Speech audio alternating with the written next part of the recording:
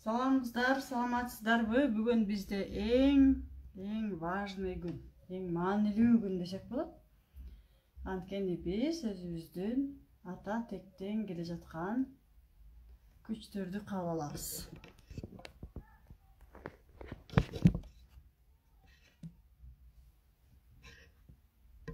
Салам кыздар, саламатсыздарбы? Баарыңыздарга кутман кеч.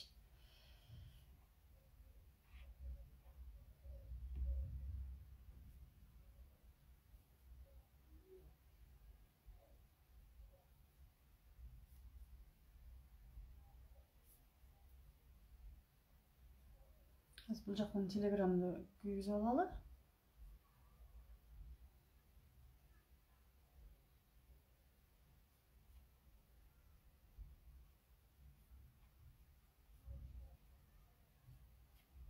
Телеграм.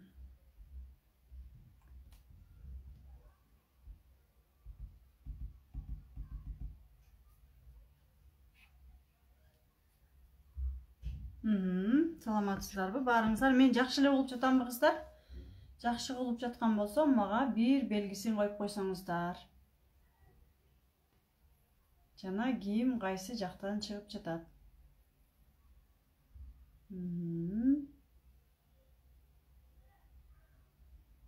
Кошулуп башташты кыздар. Кутман кеч кыздар, баарыңыздар.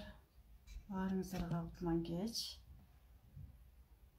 Жакан телеграмды. Телеграм.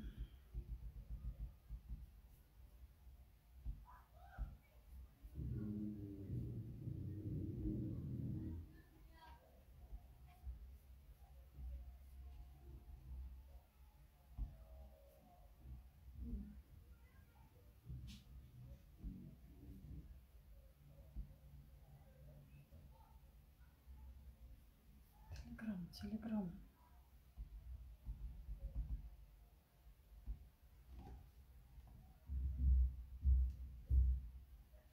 Кутман кеч кыздар. Бишкек, Учкор Ата. Угулуп жатам, жакшы. Аксыдан дейт, Москвадан. О, Москва бар экен бизде Инстаграмда.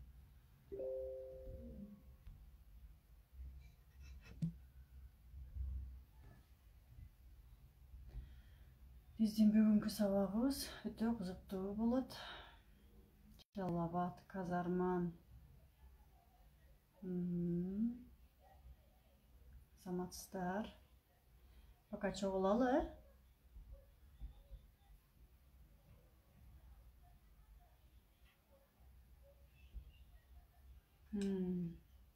Кирдим.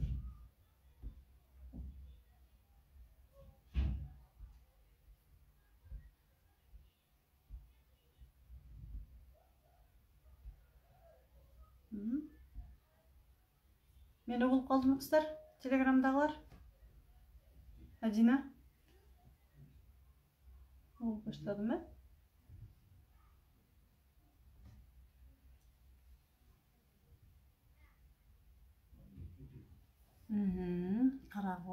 Каракол шаары, мадам дейт. Москва, Бишкек, саламатсызбы? Саламатсызбы? Саламатсызбы? Баарыңыздар кандайсыздар, жакшысыздарбы? Биздин бүгүнкү темабыз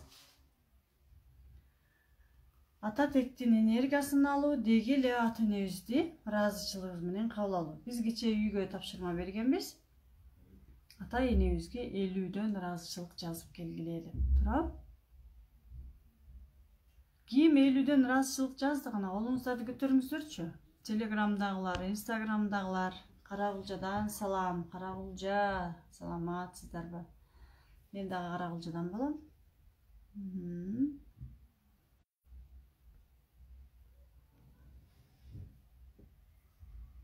Айгерим поднимает руку. Таткайым бар экен бул жерде. Алтынай, биздин кыздарыбыз көп экен бул жерде. Кыздар кандайсыңар?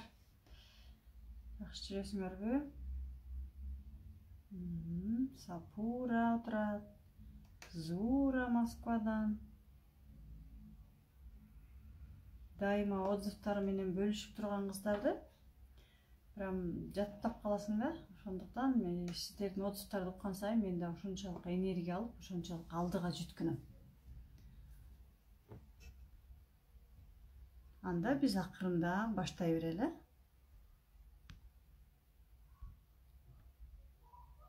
Убакыт 5 мүнөт өтүп калыптыр.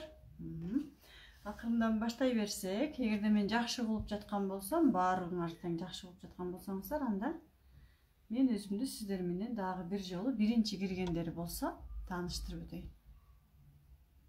Менин атым Ызаткан Жусупова. Мен 42 жаштамын. 3 балам бар, 2 кыз, 1 уулум бар. Жолдошум бар. Үй бүлөлүмүн десем болот да. Азыркы убакта мен именно ушул психология жаатында эмгектенип, чөйрөмө деги эле башка адамдарга жардам берип, ошол эле убакта өзүмө жардам берип аткан мезгил. Анткени биз чөйрөгө жардам берген сайын, чөйрөнүн ыраазычылыгын алган сайын өзүбүз дагы өзгөрөт экенбиз. Ошондуктан мен сиздердин өзгөргөнүңүздөрдү угуп, сиздердин результаттарыңыздарды угуп, мен дагы ошончолук күндөн күнгө менде дагы энергия пайда болот. Мен психологияга кантип келип калдым? Мен деле психологияга өзүмдү издеп жүрүп, өзүмдү таппай, кыйналып, акчадан мен дагы биринчи орунга биринчи акчаны койчумун. Акча тапсам эле менин жашоомдо бардыгы прям укмуш болуп кетет деп ойлочумун. Көрсө биринчи орунда акча эмес экен. Биринчи орунда бардыгы экен. Акча дагы, ден соолук дагы, мамиле дагы, сүйүктүү жумуш, ата-эне бардыгы тең биринчи орунда турат экен. Биз айтабыз го, акчаны кое тур, акчаны биринчи орунда акчаны коюп алабыз, анан башкасын аркага жылдырып коебуз деп. Жок, биринчи орунга биз баарын коюшубуз керек экен. Бир моментте баарын бирдей алып кетпесек, анда биздин башка чөйрөбүз аксайт экен да. Мен дагы ошол сыяктуу эле биринчи орунга акчаны коюп алып эле, акчанын аркасынан эле күн түн дебей эле жүрө берип эле башка чөйрөм уже аксап калган да. Менин үй бүлөдөгү мамилем, жолдошум менен болгон мамилем, ден соолугум, а жумушка акча үчүн эле барасың. Бутты колду сүйрөп алып эле акча үчүн эле жөнөйсүң. Мындайча айтканда, акча үчүн эле таң атып, акча үчүн эле кеч кирет да. Ошондуктан мен сиздерге айтарым, эч качан биринчи орунга бир гана акчаны эмес, баарын тең бирдей алып кеткенге аракет кылыңыздар. Туура, акчаны жаман көрсөк дагы болбойт. Акча бизге керек. Анткени биз эмне кылабыз? Акчага биз баардык нерсени сатып жейбиз. Ошондуктан биз акчаны эч качан жаман көрбөшүбүз керек. Мен өзүмдү изилденип жүрүп, методика мастер разборов дегенден окудум, ага чейин мастер-киттен окудум. Жалпы билимимди эсептеп келгенде, биздин академияда азыркы убакта билимибиз бир уровень деп коет, бир деңгээл 200 000 турат. Мен ал жактын 6 уровень сатып алганмын, азыркы убакта 3 уровень бүтүргөнмүн. Негизги родовая программа деп коет, бул биздин сиздер менен бүгүнкү, кечеги, мурдагы айтып жаткан темалар. Ал биринчи деңгээлдеги окуу, андан кийинкиси биздин негизги баарыбызга тең керектүү аялдык энергия, эркектик энергия дегеле адамдардын энергиясы каяктан чыгат? Мындайча айтканда, мен каалайм, биз айтып атпайбызбы, баарыбыз деле нада эмес, керек эмес, именно каалоо энергиясы дагы өзүнчө бир башка жактан чыгат экен. Биздин аялдардыкы маткадан, эркектердики өздөрүнүн мужской жактан. Ал уровеньди бүтүргөнмүн, андан кийин бизнести дагы биздин ата тектен келген программаларыбыз, балалыктан келген программаларыбыз, алардын бизге берген тарбиясы жана биздин ата тектен келген программалар дагы биздин жашообузда, биздин бизнесибизге дагы таасирин тийгизет экен. Анткени мен акыркы убакта көп бизнес разборлорду жасайм. балалыктан эгерде ата энеси молодецсиң балам, мен сага ишенем, сенин колуңдан баары келет дей турган болсо, балдар бизнести оңой алып кетет экен. Эмоциялар ачык болсо оңой алып кетет экен. Ал эми кичинекей кезинен баштап эле мен сага ишенбейм, кайдагыны айтпа, болбойт дей берген болсо, анда бизнестегилер ушунчалык аркага кетет экен да. Сиздерге кайсы тема кызыктуу? Бизнес же личный комментарийге жазсаңыздар, ошентип изденип жүрүп мен миллиондон ашык акчамды билимиме салдым.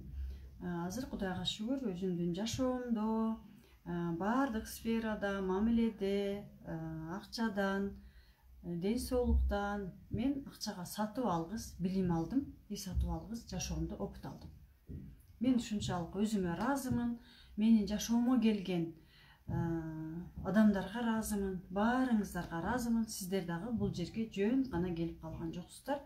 Ошондуктан сиздер эгерде ушул түз эфирди көрүп жаткан болсоңуздар же записти көрүп жаткан болсоңуздар, эч качан өзүңүздөрдү жок, бул мага кереги жок экен эмес, жакшылап тереңдеп билгенге аракет кылыңыздар, менин сунушум. Анткени мен ушул жерден эмени канчалаган тренингтерге катышып, ушул жерден мен өзүмдү таптым. Жана ошондой эле менин окуучуларым дагы ушул жерден өзүн тапкан окуучулар ушунчалык көп. Нурайым эже, кандайсыз, жакшысызбы, саламатсызбы? Саламатчылык деп жазып атат менин эжем. Ал эми мени ата энем жөнүндө айтып кетсек, эмне үчүн ата энем жөнүндө? Анткени биздин бүгүнкү темабыз ата эне жөнүндө болот. Мен ата энем, атам жумушта иштеп жүргөн, жогорку билимдүү, жогорку кызматтагы иштеп жүргөн эле адам болчу. Апам мугалим, чет тилинен берген мугалим, өзүн ушунчалык тарбияны берген, кыргызча, орусча айтканда достойный эле тарбия берген адамдар. Бирок ошентсе дагы мен жашоомдо өзүмдү издегенге келгенде ушунчалык кыйналдым. Ар тараптан. Ар бир адамдын кыйынчылыгы өзүнүн башында эмеспи? Жашоодо, мамилеге келгенде кыйналган күндөрүм болду. Ден соолуктан, акчаны иштеп тапкандан кыйналган күндөрүм болду. Көрсө ал деген биздин балалыктан келген бир эле сөздөн деле биз аксай берет экен. Мисалы, өмүр бою биз менен калып кетет экен. Бүгүн сиздер сабактан өзүңүздөрдүн ата тегиңиздер менен таанышасыздар жана сезесиздер. Алардын энергиясын, күчүн сезесиздер. Ошондуктан баарыңыздарга айтарым, жакшылап көңүл буруп угуп, этегине чейин уксаңыздар, мен сиздерге бүгүн аябай пайдалуу практика жасатам, жана бизде диагностикалар болот. Контент жөнүндө дагы. Мен сиздерге дагы мен сизге жанта бери айтып кеттим, менин билимим миллиондон мындай айтканда ашты. Бирок миллионду биз ар бирибизден эле төлөп окуй албайбыз. Ошондуктан биздин кыргыз элине жардам берейин деген чын жүрөгү менен ниет кылып, элибиз кичине болсо дагы жашоолорунда бир нерсени түшүнүк алышсын, трансформация болушsun, результаттарга жетишсин деп мен сиздерге баалуулугу 15 000 сомдук жашоо өзөгү курсун азыркы убакта болгону 1000 гана сомго көптөгөн суроолор болгондуктан биз үлгүрбөй жатабыз. Узартып тургула суроогун, мен үспөй жетпей жатам, мен акчамды алышым керек эле, зарплатамды алышым керек эле, же үйдөн чыга албай жатам деген суроолор болгондуктан биз убактысын 14 майга чейин 1000 сомдон деп узарттык жашоо өзөгү курсубуз. Ал жакта сиздер эмне аласыздар? Ата энеңиздердин иерархияда биздин биринчи сабактагы биздин жашообузга жакпаган нерселер кайдан келген, алар жөнүндө маалымат алабыз. Ата энебиздин жашоосун кайталаган жөнүндө. Ал жерде бир гана маалымат болбосун, ал жерде ар бир сабакта трансформация болгон күчтүү практикалар берилет. Баланс деген эмне? Ал эмнеге эле каяктан келет? Таарыныч, капачылыктар менен биз кандай иштейбиз? Күнөөлүү сезимдер менен кандай иштейбиз? деги эле максатты кандай коебуз, өзүбүздү кандай кылып сүйөбүз, ата энебизге кандай мамиле кылышыбыз керек, ата тегибизге кандай мамиле кылышыбыз керек, бул жашоодогу предназначениябызды кандай табышыбыз керек деп ошолор жөнүндө мен сиздерге кеңири маалымат берип, 1 айлык курста сиздер менен чогуу 1 ай бою сиздер менен практика жасатып трансформацияга катышабыз. 1 айлык курсу, 1 айлык жашоо өзөгү курсубузга катталуу башталды. Сиздер дагы биздин менеджерлерге кайрылып жазылсаңыздар болот. Анткени ал жакта орундар чектелүү, эртерээк катталып, өзүңүздөрдүн жашооңуздарды 180 градуска өзгөрткөнгө аракет кылыңыздар. Анткени мен ошол курска катышкандардан күнүнө ушунчалык ыраазычылыктар, жүрөктөрүнөн чыккан ыраазычылыктарды алам. И алардан ыраазычылык алган сайын мен дагы андан да көп адамга жардам бергим келет. Ошондуктан сиздер дагы баарыңыздарга ийгилик каалайм. Баарыңыздар тең алдыңыздардагы мындайча айтканда жаңы ачылган жолду токтотпой алдыга жылып кете бериңиздер. Катталууну унутпаңыздар. Ал курстун баалуулугу чындыгында өтө баалуу. Эми баарыбызда тең эле ата энебиз бар, туурабы? Азаматсыз, мен жазылам дейт. Сонун баарыбызда тең ата эне бар. Эми ата эне жөнүндө баштайлы. Анткени биздин бүгүнкү темабыз ата эне жөнүндө. Ата эне жөнүндө айткан турган болсок, кээ бирлерибиздин ата энебиз бул жашоодон кетишкен. Жок жаныбызда уже. Бирок ата энебиздин бул жашоодон кеткени биздин методика менен иштегенде эч кандай маанини билдирбейт. Ата энебиз бул жашоодон кеткени менен алардын энергиясы биз менен өмүр бою калат. Ал энергиянын ичинде квантовое поледе десем болот. Ал энергиянын ичинде ата эненин бизге болгон сүйүүсү, бизге болгон мээрими, бизге болгон жылуулугу баардыгы калып кетет. Эмне үчүн мен муну айтып атканымдын себеби, мен көптөгөн разборлорду жасайм, көптөгөн практикаларды аткарам. Мен ушунчалык сезип, 1 жыл мурун баарыңыздарга айткам, мен атам өтүп кеткенде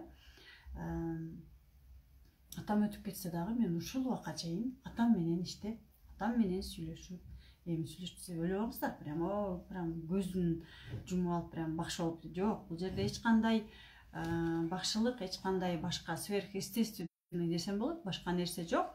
Именно биздин сезимибизде өмүр бою калып кетет экен ата энебиз. Ошондуктан ата энебиз өтүп кетсе дагы биздин сезимибизде алар өмүр бою жашайт экен. Кээ бирлерибиздин ата энелерибиз кичинекей кезибизден эмне кылып тарбиялашкан бизди, бири-бири менен урушкан, бири-бири менен катуураак сүйлөйүн, хорошо. Бири-бири менен бири-бирине жаман сөздөрдү айтышкан, туурабы? А кээ бирки ата энелерибиз бири-бири менен чогуу жашабай ажырашып кетишкен. Биз ойлойбуз, ата энебиздин жашоосу болду, бүттү, менин жашоом башка деп. Жок. Именно ата энебиздин бири-бирине болгон мамилеси биздин жашоодо ушунчалык таасирин тийгизет экен. Сенин атаң мынандай, сенин атаң тигиндей, сенин атаң тигини кылбайт, сенин атаң антет, сенин атаң мынтет деп биздин ар бир атабыз жөнүндө жаман сөз айткан сайын, атабыз башка адамдар айтабы, биздин апабыз айтабы, биздин сабабыбыз ислам жолуна туура келет. Анткени биз исламда ата энени эч качан кыйбайт, туурабы? Кудай бизге ата энени берген. Ошондуктан бул эч кандай динге каршылыгы жок. Атабыз жөнүндө жаман сөз айткан сайын, мен азыр комментарийди бир аз өчүрүп турайын, капа болбосоңуздар. Тускал болуп атат бир аз. Ата энебизди жамандаган сайын биз эч качан атабызды жаман көрүп калбайбыз. Биз атабызды жүрөгүбүз менен жакшы көрөбүз. Бирок атабызды жамандаган сайын, атабыз жөнүндө жаман сөз уккан сайын, биздиге ата энебизден энергия оң тарапка келет. Оң тараптан мындайча айтканда атабыздын жамандарын, жаман жөнүндө уксак атабыз жөнүндө оң колубузду алып ыргытабыз, оң бутубузду алып ыргытабыз. Атам жаман экен, демек мен да жаман турбайм, анткени мен ким? Мен атамдын кызымын да. мен да жаман экенмин деп биз өзүбүздү кабыл албай баштайбыз. Оң кол кетет, оң бут, оң тарап бүт биздин эмне үчүн азыркы моментте оң тарабыңыз ооруп аткан болсо, анда сиздин атаңызга болгон же жаман сөз уккансыз, же атаңызга сиздин капачылыгыңыз, же атаңызга күнөөлүү сезимдериңиз бар. Атаңыздан келген программалар бар. Ошондой, ошол сыяктуу эле, эгерде апабыз жөнүндө биз жаман сөз уккан болсок, анда биз сол тарабыбызды полный кетире баштайбыз. Сол тараптан кете баштайбыз. Сол колубуз ооруйт, сол бутубуз ооруйт, сол көзүбүз, сол бетибиз, сол кулагыбыз, бүт сол жактын ооруганынын бардыгы бул биздин апабызга тиешелүү. Ошондуктан сиздер туура врачка барбай эмес барыңыздар, ошондо дагы билип коюңуздар. Сиздерге пока апаңыздар менен иштемей сайын ооруганыбыз ооруган, дарыланганыбыз дарыланган. Анткени мен өзүмдүн апам жөнүндө айтып кетсем, давлениясы бар эле. Давлениясы 200-дөн ашып кетет. И разбор кылсак жакында, разбор деген эми терең психологиялык, терең кандай айтсам, изилдөө, далилдөө да, изилдөө, талдоо. Атасынын апасы жашоосунан кыйналган, ушунчалык көп ойлонгон киши болгондуктан давлениясы ошол кишиде болгон экен. Эми ошол өзүнүн чоң энесине таандык болуш үчүн эле менин апам давление болуп өттү да жашоосунда. 200-дөн ашып кеткен, дары ичкенде дагы 170-ке түшкөн давлениясы азыркы убакта разбордон кийин дары ичпей эле 160, 150 дары ичпегенде. Дары ичсе анда вообще эле 110, 120 болуп калат. Көрдүңүздөрбү, бизге психология жактан кандай жардам берет, ден соолукка. Мисалы, мен өзүмдүн эле ден соолугум жөнүндө айтып өтсөм, баламдыкын айтайын, көрүнүктүү. Менин өзүмдүн 7 жаштагы, 10 жаштагы балам бар, эң чоң балам. Ал баламдын ден соолугу 2 мурду такыр дем алчу эмес. 4 жашынан баштап дем алган эмес. Ал эркек бала болуп атпайбы, менин балам. Разбор кылсам, көрсө менин баламдын алдында менин күнөөлүү сезимим бар экен. Биринчиден, анткени мен баламды төрөлгөндөн баштап эле ата-энеме берип койгом. 3 жыл бою. Биринчиден, менин мээримим жетпей калган балага, атасынын мээрими жетпей калган. Экинчиден, мен кичинекей кезимден чоң ата, чоң энемдин колунда өскөндүктөн атам мага көңүл бурбайт, апам мага көңүл бурбайт деп мен аларга капа болуп атып эле балама бербей коюп турдум да, мээрим бере албаптырмын. Мен баламы 4 жашынан баштап 10 жашка чейин алып барбаган жактарга алып бардым. Бирок бир разбор жасап, баламдын алдындагы күнөөлүү сезимдер, практика, сиздерге ошол практикалар берилет. Күнөөлүү сезимдер менен иштеп, атама болгон ыраазычылык менен иштегенден кийин эле, ишенесиздерби? Баламдын мурду бир жумадан кийин дем алып, эч кандай дары, эч кандай врач, эч кандай эч нерсе кереги жок болуп калды. Мен ошондо чындыгында разборго, практикаларга ошондо ишендим. Себеби дегенде психология көп нерсеге таасир берет экен.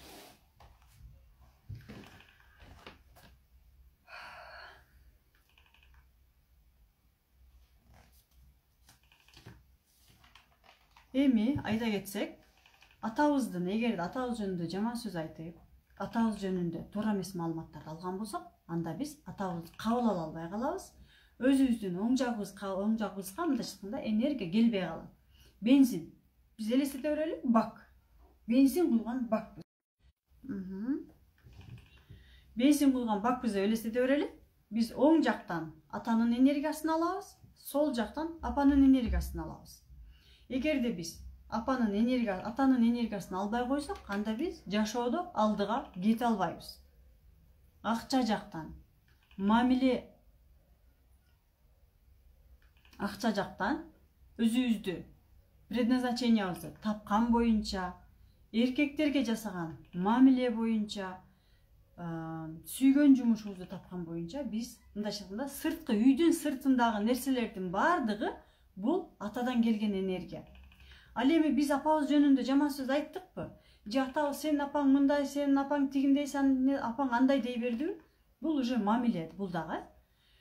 Анткени Биз апабызды кабыл албай баштагандан баштап, биз үй бүлөдөгү болгон мамиле, балдарыбызга болгон мамиле, жолдошубузга болгон мамиле,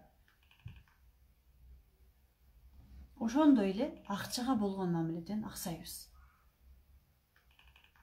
Деги эле бул жашоого болгон мамиледен аксайт экенбиз. Апабызды кабыл алып алсак. Апабызга таарыныч болдубу? Аксайбыз. Апабызга капа болдукпу? Аксайбыз. Биз көпчүлүк айтышат, мен эмне үчүн акчаны табам, таба берем, бирок акчам жукпайт. Эмне үчүн? Анткени биз апабызга болгон күнөөлүү сезимибиз болушу мүмкүн. Апабыздын алдында болгон капачылык сезимдерибиз болушу мүмкүн. Апабызга бир балалыктан бир болбогон эле бир көйнөктү алып бербей койгонсуң же мороженени алып бербей койгонсуң деп деле биз апабызга таарына беребиз.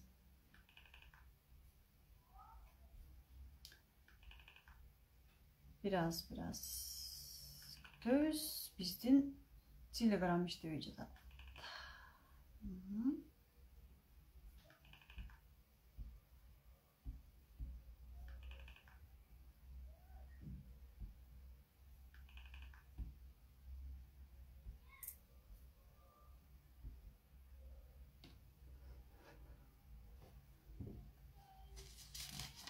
Ошондуктан биз ата энебиздин алдында капачылыктарыбыз менен, алардын алдында күнөөлүү сезимдери менен иштемейин, ата энебизден энергиясын, сүйүүсүн алышыбыз кыйын болот экен. Мен бул методикада келип, прям укмуш деле сверхъестественный деп коебу, нерсе жасаган жокмун.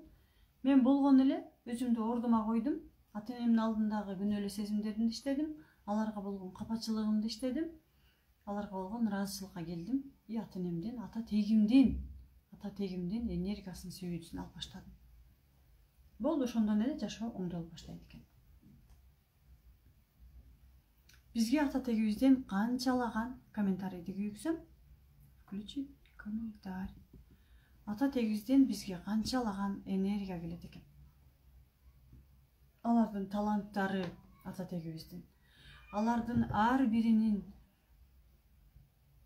таланттары, касиеттери, көздөрү, мисалы биздин көзүбүздүн кандай сулуулуктары, боюбуздун узундугу, акылыбыздын тунуктугу, ар бир сүйлөгөн сөзүбүз, мисалы математикадан жакшы билебиз, биз сөз жактан жакшыбыз, бирибиз ушунчалык акылдуубуз. Ушунун бардыгы бизге бир эле ата энебизден эле эмес, биздин канчалаган аркабызда ата тегибиз бар, ошол жактан келет маалымат. Биз ойлоп атабыз, ата энебиз бизди турмуш төрөдү, чоңойтту, болду, мен өзүм эле жашап кетем деп. Жок. Биз ата энебизсиз эч кайчан эч кайда бара албайбыз. Ошондуктан биз ата энебизге жүрөгүбүздөн чыгарып ыраазычылык айтып, биздин кыргызыбыздын чындыгында көп нерсеси өтө туура да. Санжыраны эмне үчүн изилдеп келишкен? Санжыраны канчалык изилдеген сайын, жети атаны эле эмес, жети чоң ата, жети тайне, жети тайта, бүт бардыгын ушунчалык толук изилдей турган болсо, биздин аркабызда атабыз менен апабыз, эки адам. Алардын аркасында 4 киши, алардын аркасында 8 киши, алардын аркасында 16, алардын аркасында 32 болуп атып эле, алардын аркасында 64 болгондо эле, биздин 7 атага чейин эле эсептегенде 254 адамдын жашоосундагы болгон программасы биздин азыркы жашообузга таасирин тийгизет экен. Айрыкча бизнес разбор кылганда мен көп көрөм. Бизнес разбору деген эмне бар? Чоң-чоң акчалар бар. Ал жакта биздин жашообузда, мисалы, ата тегибизде көптөгөн булакка тартылуулар болгон, көптөгөн бай адамдарды илгертен өлтүрүшкөн, соттошкон. Мисалы, менин чоң-чоң атамды сүргүнгө айдап жиберишкен, кыйын киши болгондуктан. Алардын атасын булакка тартышкан. Ошол моментте адамдарга эмне кылган? Больно кылган. И боль алып аткан адам айткан: Байлык бул бөл турбайбы? Байлык бул кыйынчылык турбайбы? Значит, мен бай болбошум керек экен. Мен бай болбой эле эл катары жашаганымда мынчалык кыйналмак эмесмин деген адамдардын сознаниясында, мээсинде ошондой ой, страх, программа калып калган. И ошол программадагы азыркы убакта биздин алдыга кеткен чоң акчаларыбызда таасирин тийгизет. Эгерде сиздердин ата тегиңиздерде же эне тегиңиздерде сиз ойлошуңуз мүмкүн, менде байлар жок деп. Жок, жаңыласыз. Именно биздин баарыбыздын тең тегибизде байлар болгон. Телеграм иштебей жатат. Барыңыздарга сунушум, 7 тегиңизди изилдеп чыгыңыз. Ошондо сиздерде акчадагы тез көтөрүлөт. Анткени бизде жакында эле наставничество деген программа болду. Академия мастера сборовда биз окуп жаткан жактачы. И ал жакта деген тегибиз менен ушунчалык терең иштейбиз программадачы. Ар бир тегинге кошкон сайын, изилдеген сайын акчасынын деңгээли көтөрүлөт да. Бир кызыбыз 21 текке чейин бүт эсептеп жазып чыгыптыр. Миллионго оңой эле чыгыптыр. Элестеткиле? Биздин аркабызда деген 21 эле эмес, туурабы? 7 эле тегибиз бар эмес. Биздин аркабызда деген толуп турат. Ошонун баарын билсеңиздер, мен сиздерге, конечно, 100 текти эсептеңиздер дебейм. Негизинен 7 текти жазып, ар бирин сезип чыксаңыздар, биз азыр ушундай практика жасайбыз, анда вообще эле сонун болот.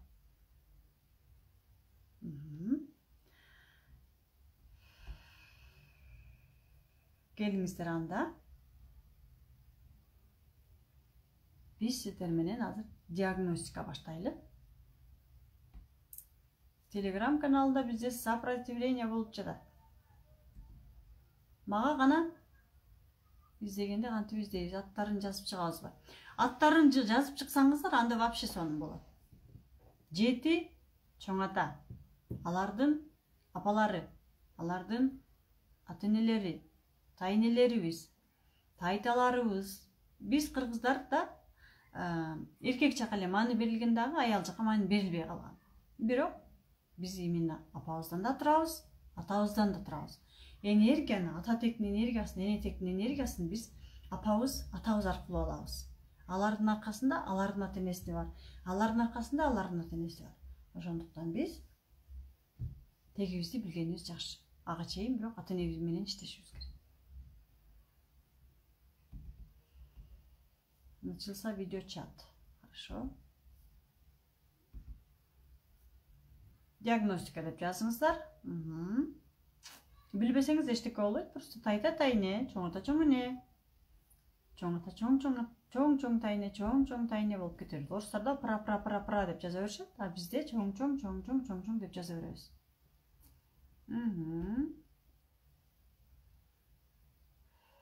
Жазыңыздар диагностика деп. Жашоо өзөгү курсуна катталууну унутпаңыздар. Мен азыр пока Телеграмды күйгүзгүчө, сиздер биздин менеджерлерге кайрылып, менеджер кыздар телефондоруңуздарды чыгарып коюңуздар экранга. Кыздарга сразу местаны бронь кылып, акчаңыздарды эртең төлөп уже кирсеңиздер болот жашоо өзөгү курсуна. Ал жакта сиздерге 1000 сомдук эмес, 15 000 сомдон да кымбат маалыматтар, практикалар берилет. Ошондуктан жашооңуздарды алдыга кетириңиздер. Жылдырыңыздар, жашооңуздарды өзгөртүңүздөр. Так.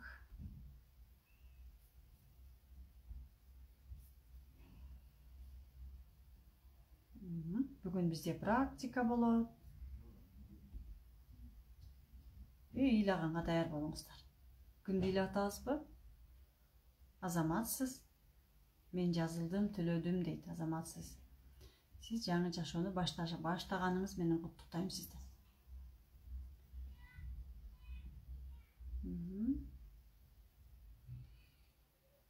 Жазылам. Кыздар, мен жазылам деп жазыңыздар, болбосо сиздерге биздин менеджерлер телефон номериңиздерди калтырсаңыздар болот. Сиздерге биздин менеджер кыздар чыгып, сіздерге толық маалымат беришет.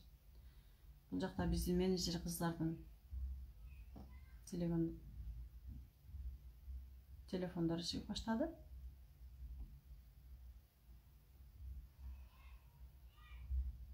Егерде диагностикада уктап қалсамчы дейт. Диагностикада уктап қалғаныңыз ал сіздің сопротивленияңыз. Сіздің бізде мейіз ушунчалык акылдуу да. Айтат, ой, сен зачем мұның керегі бар? Андан көріп, давай, уқта деп уктатып қойып. Бізде оңой эле. Бізде мейіз ушунчалык башкарат. Бұл сіздің мейіңізге баш ийгениңиз. Алдыңызга бир чоң максатты койгондо, ошондо бізде мейибиз учуп калат. Ошол моментте практикага отурардын алдында сөзсүз түрдө мээ менен сүйлөшүш керек. Менин мээм, мен сени ушунчалык жакшы көрөм. Мен сага ушунчалык жан дүйнөм менен ыраазымын. Бирок азыр менин мээм, мен практика жасайм. Мага тоскоолдук кылбай тур. Мээге биз сөзсүз түрдө эмне беришибиз керек? Компенсация, белек кылышыбыз керек, бир нерсе. Эгерде биз мээбизге айтсак, менин мээм, мен сени ушунчалык жакшы көрөм. Мен азыр практиканы жасайм, анан экөөбүз отуруп алып чай ичебиз. Же мен сага шоколад алып берем деп компенсация белек кылсак, мээбиз ой макул деп эле уктап эле өзү уктап калат. Сиздер вообще жырга өзүңүздөрдүн билгениңиздерди кыла бересиздер. Заткан азаматсың, Кудайдан келген бир бизге белек болдуң дейт. Рахмат, ыраазымын сиздерге. Сонун Телеграм бир аз болбой жатат, анда биздин бүгүнкү диагностиканы баштайлы. Андан кийин отзывга чыгат.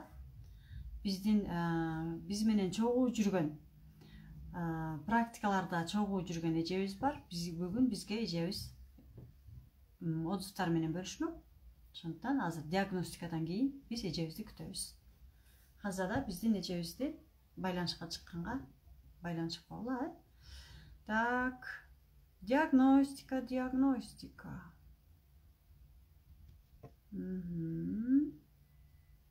Ушунчалык жакшы көрөм, сыйлайм. Мен да сизди жакшы көрөм, сыйлайм, мен баарыңыздарды жакшы көрөм. Биз кече айтып өттүк, сүйүү темасында. Биз пока өзүбүз энергия, өзүбүз сүйүү алмайын, башка эч кимди жакшы көрө албайт экенбиз. Биз качан гана өзү сүйүүгө толгондо башкаларга дагы сүйүү бере алат экенбиз да. Ошондуктан сиздер дагы сүйүүгө толуп чөйрөңүздөр менен бөлүшүңүздөр. Москва что-то иштебей жатат. Сол көзүмдү ача албай атам. Значит, апаңыз менен болгон мамилеңиз өтө жакшы эмес. Оң тарап ата, значит, атаңыз менен иштешиңиз керек. Келиңиздер анда. Так, мен көзүмдү жумуп туруп жылдырам, диагностика дегенге токтойм. Так. Кимге керек болсо ошол адамды диагностика чакырасыз.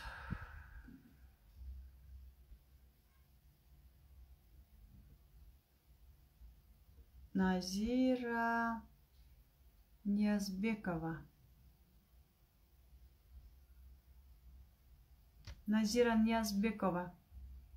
Түз эфирге чыкканга даяр.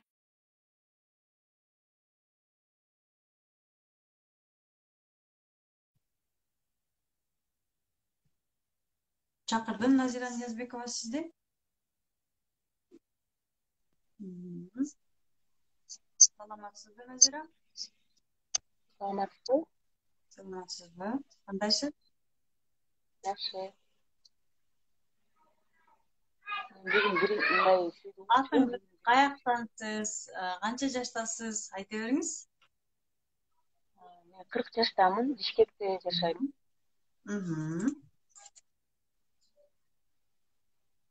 Түз эфириңизди көрүп калам дайыма.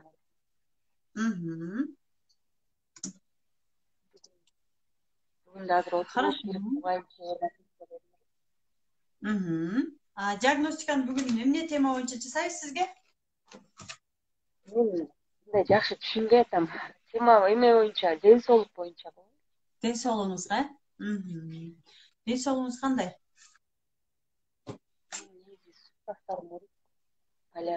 Сактарыңыз ооруйбу, Именно биздин бүгүнкү темабыз сустав деген бул именно ата энебизден, биздин ата тегибизден келген энергиялар жөнүндө.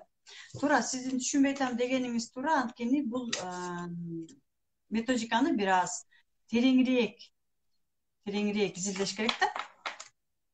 3 күндүк сабак. Мен силерге айтпадым жантан бери. Мен 3 деңгээлде 3 сабакты окуганмын. Бирок мен сиздерге биринчи уровеньдин сабагын берип жатам.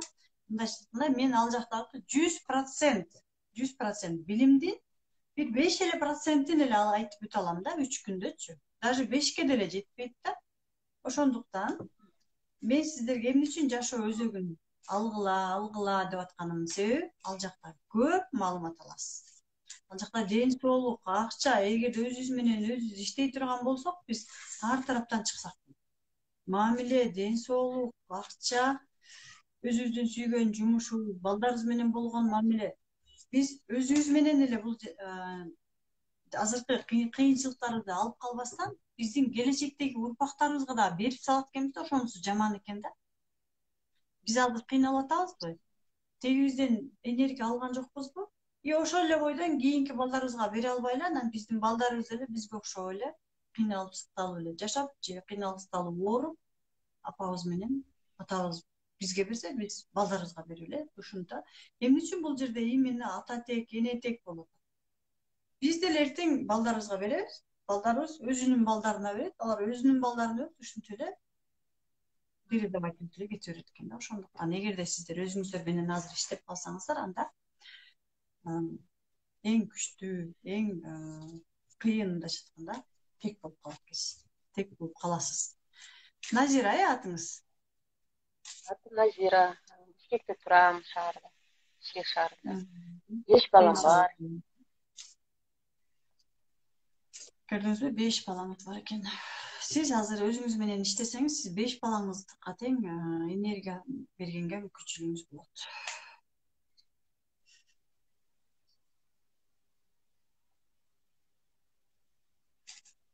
Көзүңүздү жумаңыз. Көзүңүздү жумсаңыз. Көзүңүздү жумуңуз. Телефонуңузду бир жерге жайгаштырып коюңуз дагы, ыңгайлуу отуруңуз. Бирок сиздин бетиңизди мен көрүп турушум керек.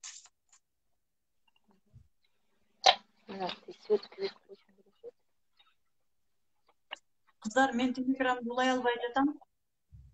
Ушунчалык сопротивление болуп атат. Билбейм эмнеге. Интернетим жакшы эмес.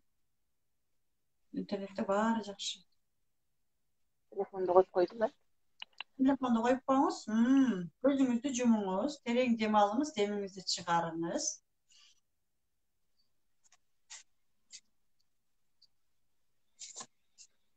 Өзүңүзгө жаккан, өзүңүздүн балалыктагы мүмкүн же балалыктагы, же сизге жаккан, же суунун боюнда, же талаада жүргөн сезиңиз. Прямо ошол жака кетип калыңыз. Бул жерде жоксуз.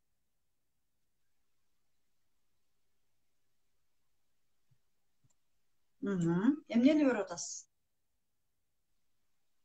Башка сиздерде жумсаңыздар болот, кыздар. Бул Назирага эле эмес. Сиздер өзүңүздөр дагы көзүңүздөрдү жумуп, мен айткан нерселерди сезип көрсөңүздөр болот. Баарыңыздар тең диагностикалайсыздар. Сездиңизби? Эмне көрүп атасыз? Суунун жээгинде басып жүрөт. Хорошо. Сууга каршы басып барат. Сууга каршы басып баратасызбы? Суу мындай акса, мен ошого каршы басып барат. Агымына каршы, Агымына каршы. Ит жетелеп бараткандай болот. эмне жетелеп? Ит. Что-то почему-то. Хорошо.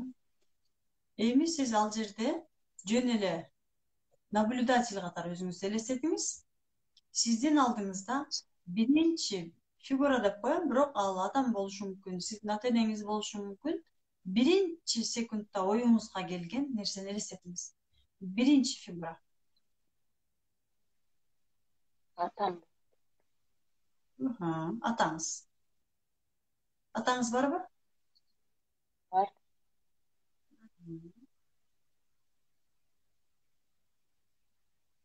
Экинчи фигураны эстетиңиз.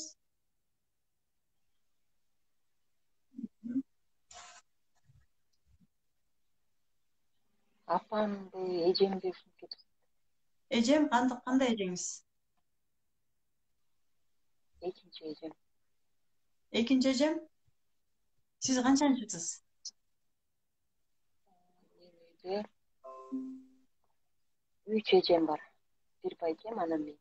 Ал эжеңиз менен кандай мамилеңиз? Жакшы эле. Хорошо. Апаңызбы же эжеңизби? Ушул эжем болот. Эжеңиз, а? Мейли, хорошо.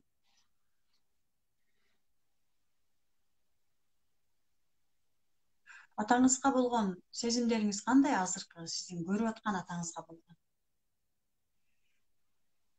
Эмне сезип атасыз? Атам менен азыр атамдай алыста жүргөндөй болуп атат. Алыста жүргөндөй болуп атат, а? Не деп айтыңыз келет атаңызга?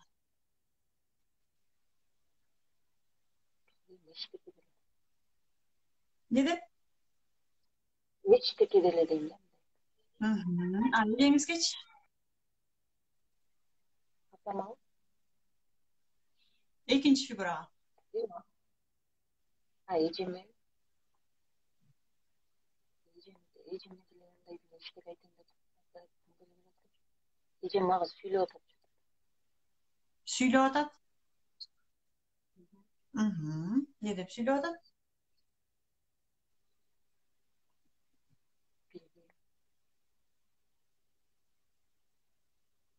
Айтыңыз, сүйлөңүз.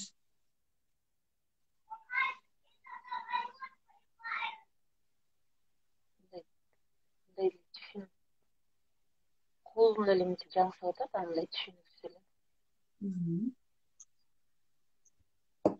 Эми үчүнчү фигураны көрүңүзчү.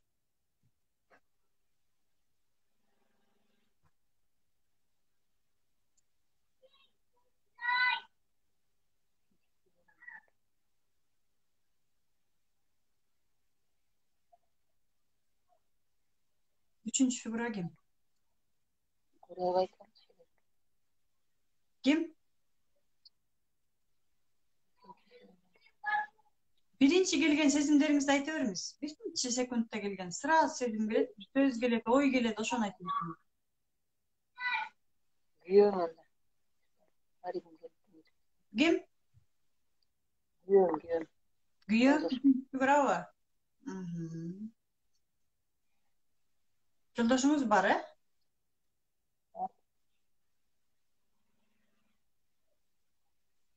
Хорошо. Үчүнчү фигурага болгон чувствоңуз кандай?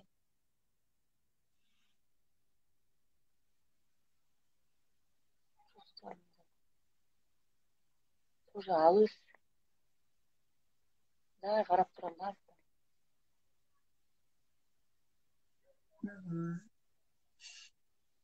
Болду, көзүңүздү ача бериңиз. Биринчи фигура бул сиздин сустав деген орунуз болчу. Суставтарыңыз болчу да. Атаңыздын аты энеси бар беле? Бар болчу. Значит, сизде атаңыз тараптан энергиянын келиши слабый экен. Көбүнчө кайсы жагыңыз ооруйт? Оң жакпы же сол жак? Сол жагымда суставтарым көбүрөөк деформация болгон да. Сол жагыңыз. Значит, сиздин жанагы экинчи фигура причина деген келди да. Жанагы эжеңиз менен болгон мамилеңизди эстеңизчи. Ортоңузда бир капачылык, таарынычтар жок беле? Причина, именно суставтын ооруганынын причинасы. Биз бүт туугандарыбыздан дагы энергия алабыз да. Сизден мурун же сизге чейин апаңыздын чарчап калган же ушундай балдары жокпу? Бар чарчап калган бала. Мен сол колум прям болбой калды да азырчы. Колум. Чарчап калган баласы бар болчу, бир эркек ошону. Sizge çeyin. O bana çeyin bir erkek bala.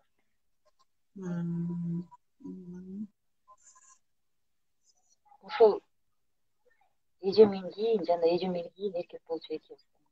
Andan keyin anan sizsiz, he? Andan keyin dagı Анан эжеңиз, бир эжем бар. Sizdin именно причина ошол эжеңизде бир нерсе бар да. Может, siz эжеңизге капа болгон. Может, эжеңиздин алдында күнөөлүү сезимиңиз бар. Эстесеңиз, эсиңизге келген азыркы моментте эсиңизге келген нерсени сразу айтыңыз. Может, siz менен бир нерсе талашкан.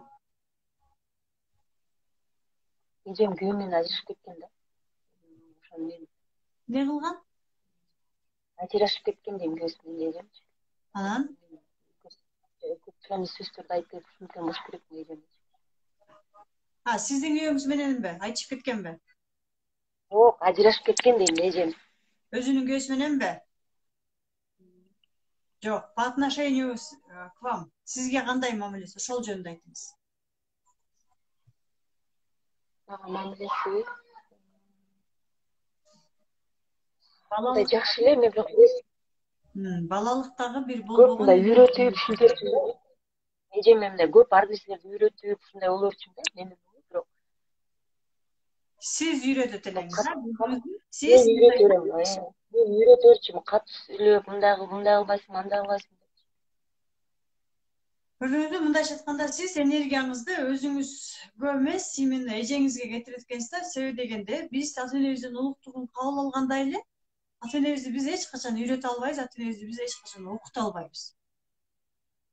Биз ата энебиздин улуктугун кабыл алгандай эле, өзүбүздөн улуулардын дагы улуктугун кабыл алышыбыз керек. Аларга биз эч качан үйрөткөн сайын, сен мынтесиң, сен тигиндейсиң деп биз улууларга претензия койгон сайын, энергиябызды ошол жака кетиребиз дагы, өзүбүзгө калбай калат. Мисалы, биздин бензобагыбыз мисалы 20 литр болсо, биздин бир тууган эжебизге 50 литр да. Биз жана өзүбүздөгү болгон бензобактагы 20 литрди бере беребиз, ал 50 литр толбойт. Ал кетире берет, кайра дагы давай дейт. Биз кайра 20 литрди куя беребиз. Ал толбойт. Ушундай энергиябызды биз үйрөткөн сайын, жанагы претензия болгон сайын, күнөөлөгөн сайын эле биз ошол жака кетирип. Сиздин причинаңыз именно ошол сиздин экинчи эжеңиз экен. Экинчи эжеңиз менен дагы иштеңиз. Анан атаңыз менен дагы, атаңыздын менен болгон, может, капа болгон сезимдериңиз болгон.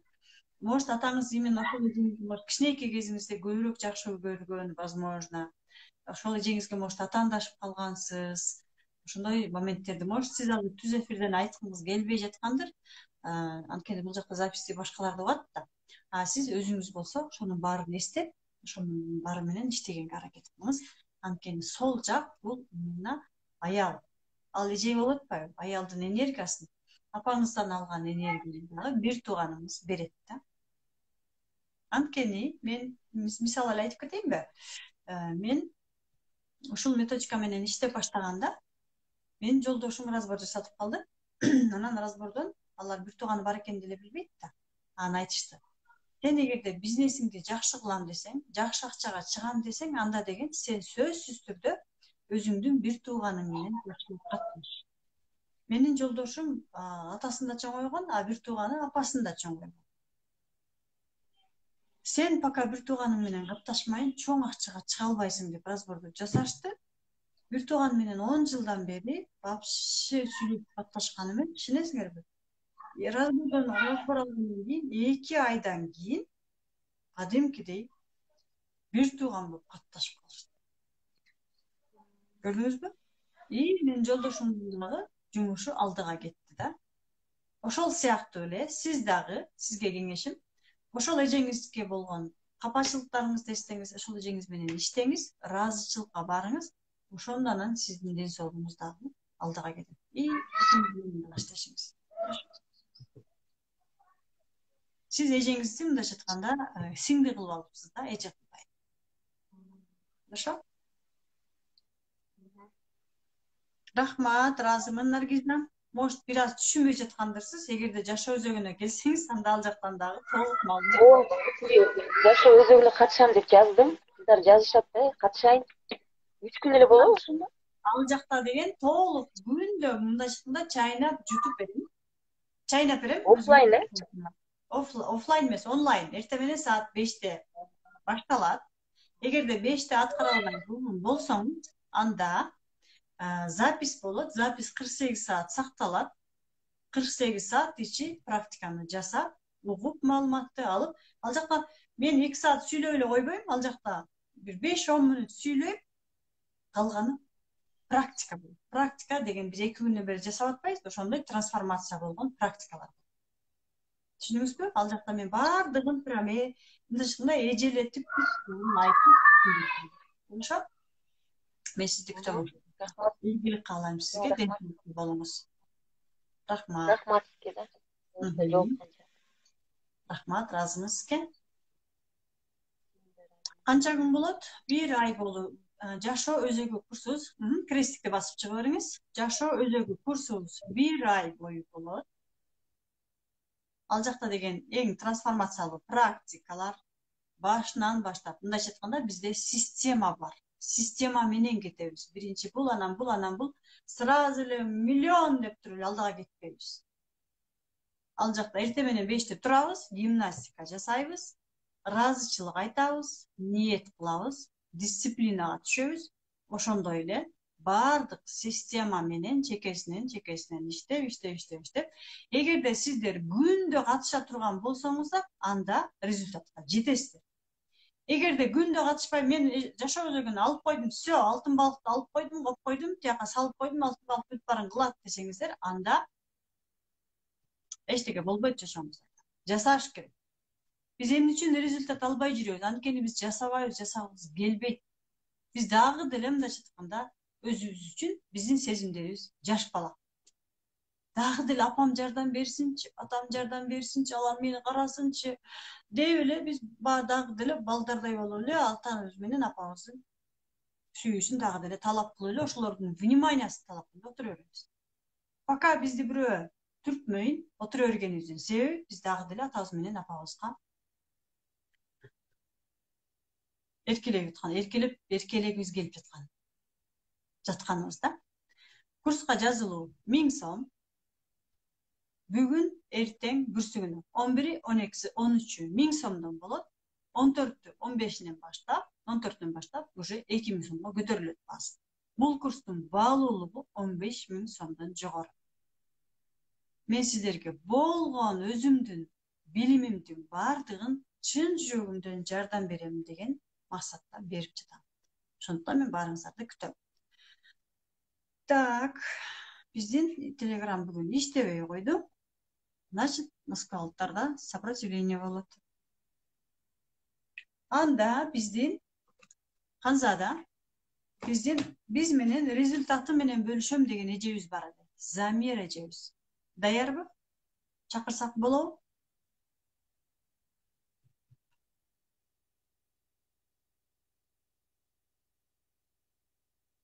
Сабактын этегине чейин отургандар, сиздерге бүгүн мен сонун белек берем. Бул дүйнөгө болгон ишенич деген медитацияны эгерде сиздер бүгүнкү постту бөлүшүп, өзүңүздөрдүн Instagram каналыңыздарда репост кылсаңыздар, мен сиздерге жашоого болгон ишенич, өзүбүзгө болгон ишенич, ата энеге болгон ишенич жөнүндөгү эң күчтүү трансформациялуу практиканы белекке берем. Ошондуктан этегине чейин отуруп, сөзсүз түрдө шартты аткарыңыздар.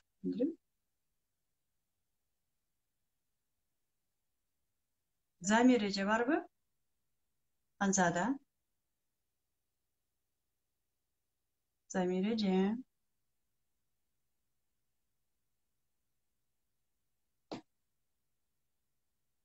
Өмүргүл, Замир эжени күтүп атабыз биз. Замир эже менен байланышкыла.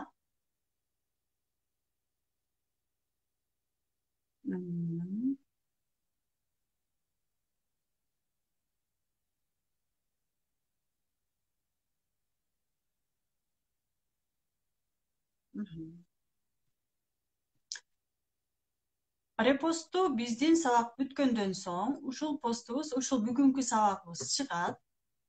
Бүгүнкү сабагыбызды репост кылып бөлүшөсүздөр өзүңүздөрдүн Instagram каналыңыздарда. Разбор акция болот. Шарттарды аткарсаңыздар 40% скидка менен беребиз.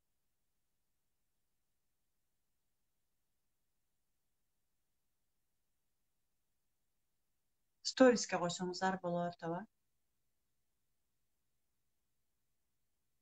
Замиреженин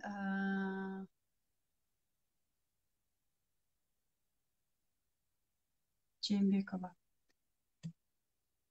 Замиреженин аккаунту ким экен? Кандай деп жазылат экен? 3 күн 1000 сомдонбу дейт. Эмне 3 күн 1000 сомдонбу?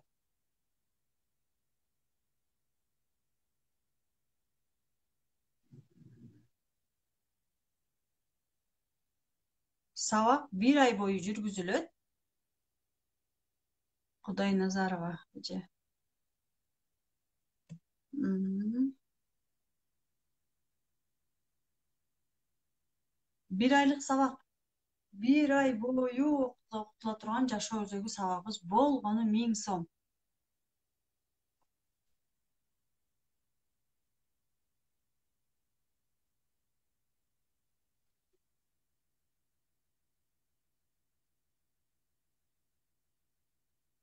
Замиреже, мен сизди түз эфирге чакырдым. Саламатсызбы? Күтүп жатам.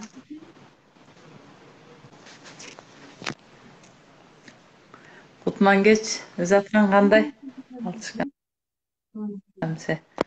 Ден соолуктар жакшы. Бүгүн аябай сопротивление чындап эле аябай катуу болуп атат да. Бая эле жөнөткөм, запрос вообще принимать этилбей атат. Кутман-кеч, группа баардыгыңарга кечки кушубак кечиңер менен баардыгыңарга Ызатканды ушу жашоого берген Кудайыма шүгүр, ата-энеңе да таазим Ызаткан. Бул Ызаткандын сабагы бул биздин Кыргызстанда жок дейм да мен. Мен өзүм элепкеге чыксам дагы аябай көп эмеге катыштым да. Катышып келип эле анан ушу силерге окшоп эле группадан келип калып эле анан Ызатканга кошулуп калдым. Январдын 6-сында жазылгам өзүм дагы. Ошондон бери эле эч кыя албайм да, жок деп эле кайра эле кошулуп сөзсүз катышышым керек деп эле катышып калам. Анан бул эмеден Ызаткандын эмесине мен өз жан дүйнөмдү таптым да.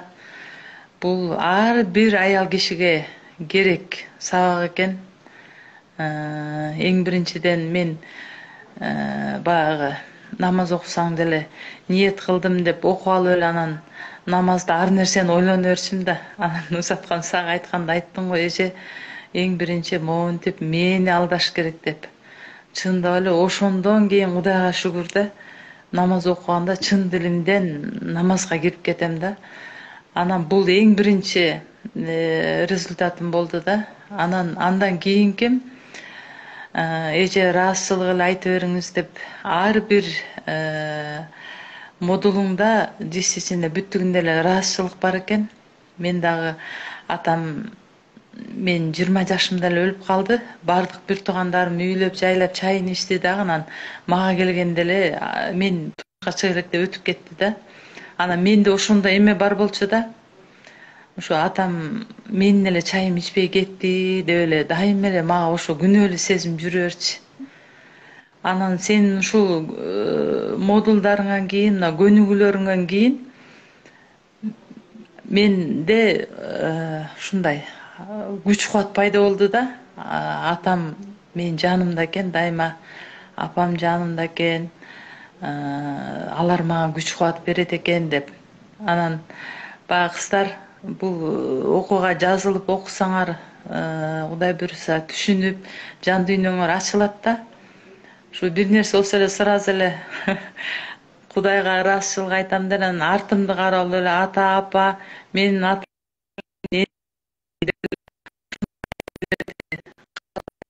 өзүм ыраазычылык айтып, анан ошо ойлогон ойлорум бүт аткарылат да. Жөн эле аткарылып калат. Буну мен силерге азыр баягы түшүндүрө албай атам да. Ошон үчүн 1000 сом эмне бир көйнөктү кийбей койсоңор, бир айылдан калып калсаңар эчтеке болбойт. Зато силердин ички жан дүйнөңөр ачылат. Бул жерде ар бир 10 модулу бар да. Ошо 10 модулу өз өзүнчө касиети бар.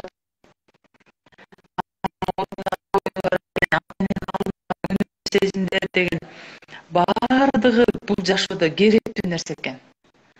Анан ыраазычылык бирөөгө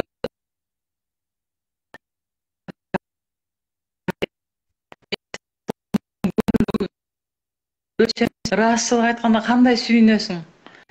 Анан чындап эле бирөөгө да бирөөнү да сүйүндүрүп коеюнчу деп ыраазычылык айтсаң, бул дагы өзүнчө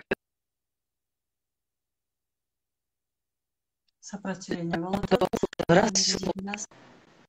ыраазычылык экен. Ошон үчүн ызаткан, мен да сага терең ыраазымын. Кыздарыңа да ыраазымын. Кандай вопрос болсо дагы, эже моундай кыласыз деп активисткалы да кыздарың дагы. Өзүңө дагы үй бүлөлүк бакыт каалайм. Анан ушу бүгүнкү эфирдеги кыздарга айтарым, аял киши болгондон кийин, бул жашоого келгенден кийин, бул жашоого мен эмне үчүн жаралдым, мени Кудайым эмнеге жаратты, мен бирөөгө да жакшылык кылайын деп ар бир адамдын ички дүйнөсүндө изденген суроосу болуш керек экен да, издениш керек экен ар бир аял кишичи.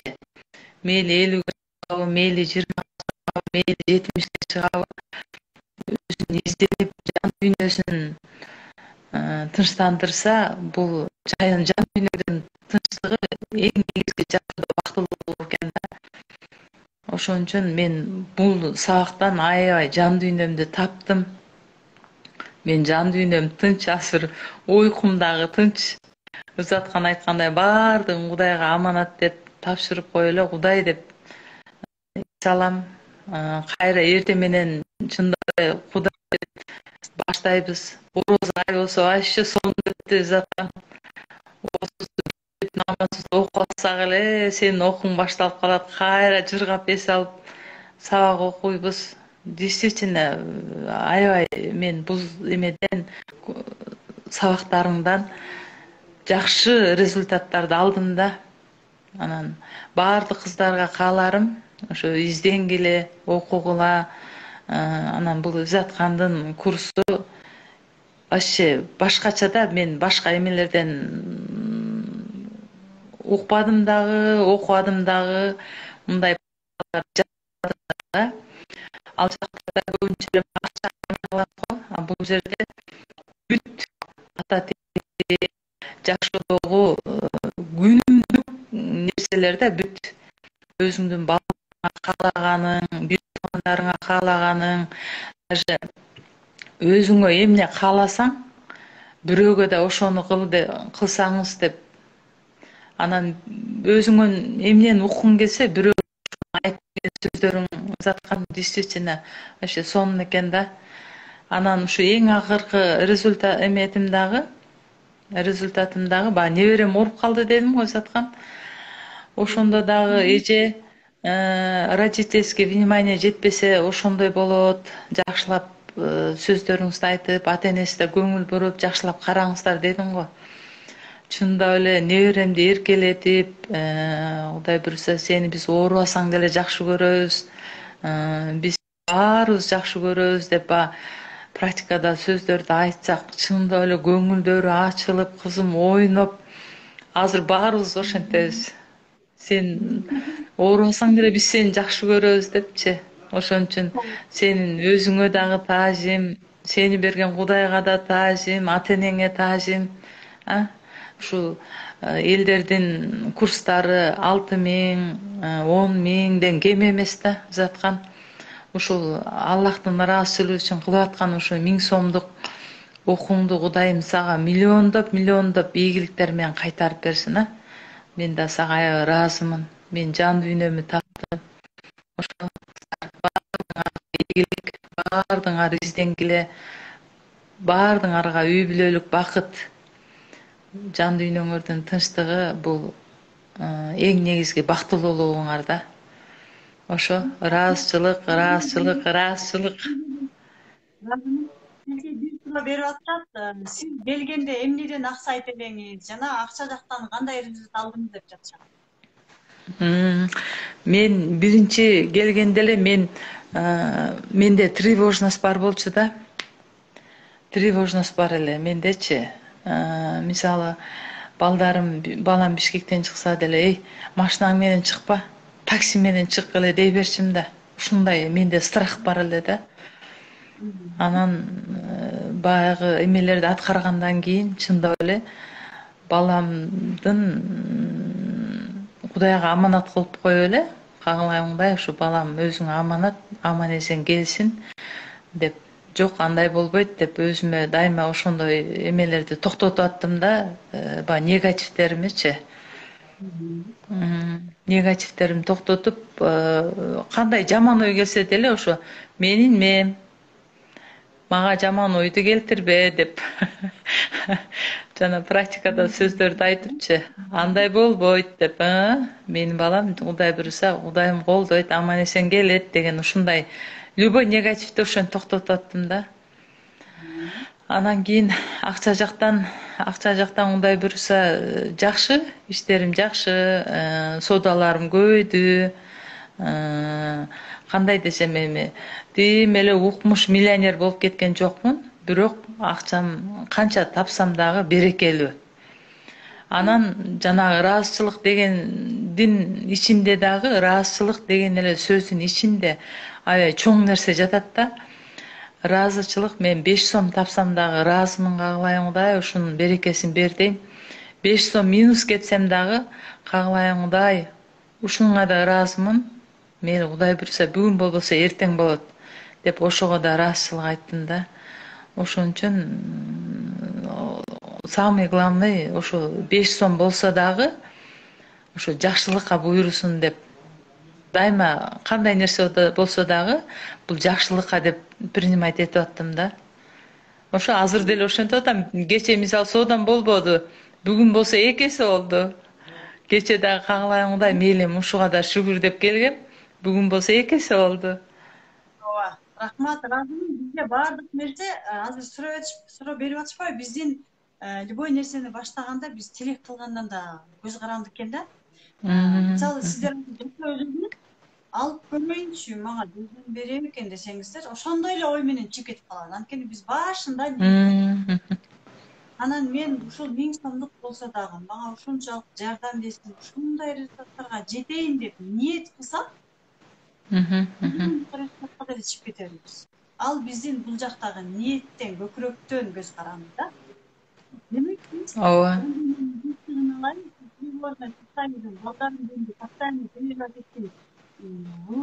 Онлайн деген ниетине келген болсоңуз, анда ошол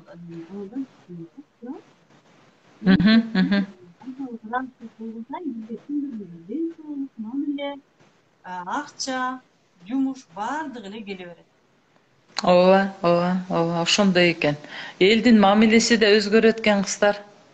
Элдин мамилеси өзгөрөт. Ал жердечи жана Назгүлгө дагы айтарым, дене менен баарлашуу деген дагы эмеси бар да, көнүгүүсү бар да.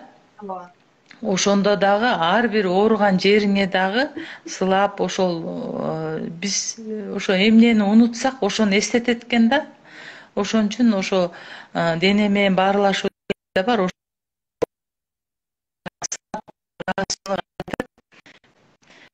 Бутум ооруса дагы, бутум менин деп туруп ушундай сөздөр бар да, кыздар. Ал жерге кирсеңер вообще эме айтып атпаймынбы? Бүт ден соолугуңарды табасыңар, өзүңөрдүн бактылуулугуңарды табасыңар. Ошо акчага дагы мындай ниетиңерди оңдосоңор эле Кудайым акчаны Кудайым аябай берешен экен да, Кудайдын байлыгы аябай көп экен. Ошон үчүн самый главный баягы биздин Кыргыздагы ниетиңе түз болсун, пейилиң кенен болсун деген сөздүн төркүндөрү бүт ушу курстан табасыңар да. Эң негизгиси ошол. Сонун неме заткан, мен дагы сага ыраазымын Алтышкам. Кудай буюрса мен өзүм Жалал Абад областынын Ташкөмүрдөн болом, Ташкөмүр шаарынан. Анан буюрса Бишкекке барсам эле ызатканга бир сонун неме букети менен барам деп эле ниет кылып отурам. Ызаткан буюрса жолугушабыз, Чоң рахмат. Сиздин оддоңуз сизде көптөгөн адамдарга жардам берет деген ишеничтемин. Баардыгы ниетиңизде сабактардан эле көрөм. Замир эже дайыма ыраазычылыгын айтат, дайыма жазып турат. Бизден канчалык ыраазычылык энергия чыккан сайын бизге ошончолук жакшы нерселер барат. Ооба, рахмат. Үчүн ыраазымын. Сизге дагы Мен да ыраазымын. каалайм. Хорошо, эми миллиондорго жөнөсөм. Рахмат. Даяр болуп калдыңыз. Болду, даярмын буюрса. Майли, рахмат. Алла ыраазы болсун. Кудайым кыздар эфирде көрүп аткандардын баардыгына ийгилик каалайм. Кудайым силер дагы жакшы ийгиликтерге жетип, жан дүйнөңөр дайыма бактылуулукту сезип турсун. Чоң рахмат. Рахмат, ыраазымын. Жакшы туруңуз. Крестикти басып жүрүңүз болот, ыраазымын. Андан бетер чындыгында мен да энергия алам да. Анда эмесе келиңиздер. Сиздер эгерде ата тегиңиздердин энергиясын алсаңыздар, эмне алам деп ойлойсуздар? Жашооңуздарда эмне өзгөрөт деп ойлойсуздар? Комментарийге жазыңыздарчы. Кандай деп ойлойсуздар? Кандай деген оюңуздар бар?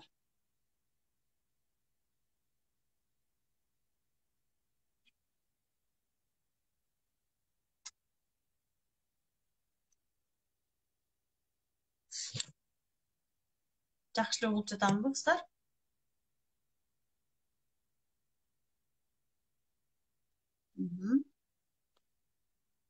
Акча келет, баардык сферабыз өзгөрөт дейт. Хорошо, жакшы.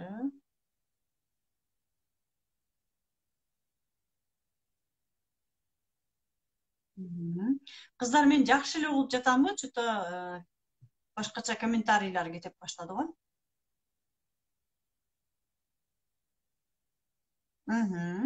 Хорошо. Сиздер азыр рахмат. Азаматсыздар, менин баардык сферам өзгөрөт дейт. Азаматсыздар, көрдүңүздөрбү? Ниетти туура койсок, ошол ниет бул дагы. Сиздер азыр ойлоңуздар, мен жөн эле жазып атам деп. Сиздердин ар бир чыккан сөзүңүздөр бул сиздердин ниетиңиздер, энергияңыздар. Эгерде сиздер кайталап коюңуздар дейт. Ата тектин энергиясын алсаңыздар, сиздердин жашооңуздарда эмне өзгөрөт? Байлык, мээрим, сүйүүсүн алабыз. Азаматсыз. Сиздер азыр ата энеңиздерди, ошондой эле ата эне тегиңиздерди канчалык деңгээлде сезе аласыздар, сезип жатасыздар. Ырыскүлөжө сунушум бар дейт. Ырыскүлөжө, кандай сунушуңуз бар? Түз эфирге чыгасызбы? Комментарийге жаза бериңиздер. Ата эне тегиңиздерди сиздер канчалык деңгээлде сезесиздер? 1ден 10га чейин жазыңыздарчы.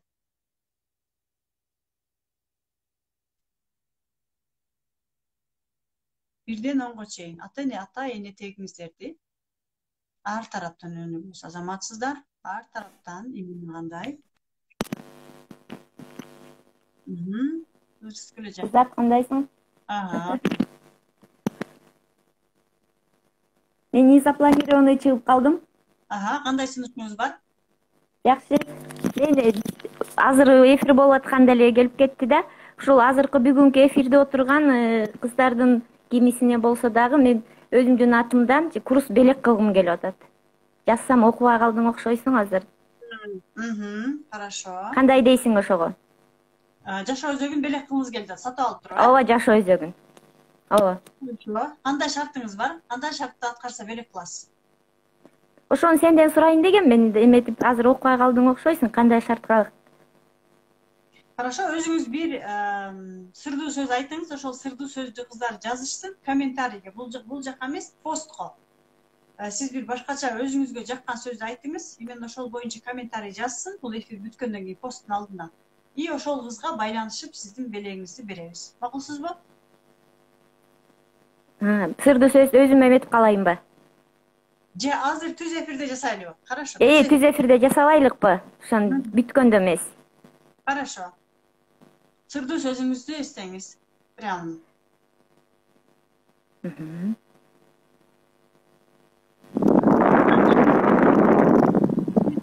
Сиздерде биз азыр сезимдерибиз менен иштешибиз керек. Сиз өтө необычный эмес, обычный эле сөздү эле ойлоңуз. Кыздар, кандай сырдуу сөз? Убакыт да берели, анда. 1 мүнөт убакыт беребиз. Макул. Мындан кийин кыздар практика жасайбыз. Практика. Ушул түз эфирге эле жаса беришсин кыздар. Ооба. Сырдуу сөз жазабыз кыздар.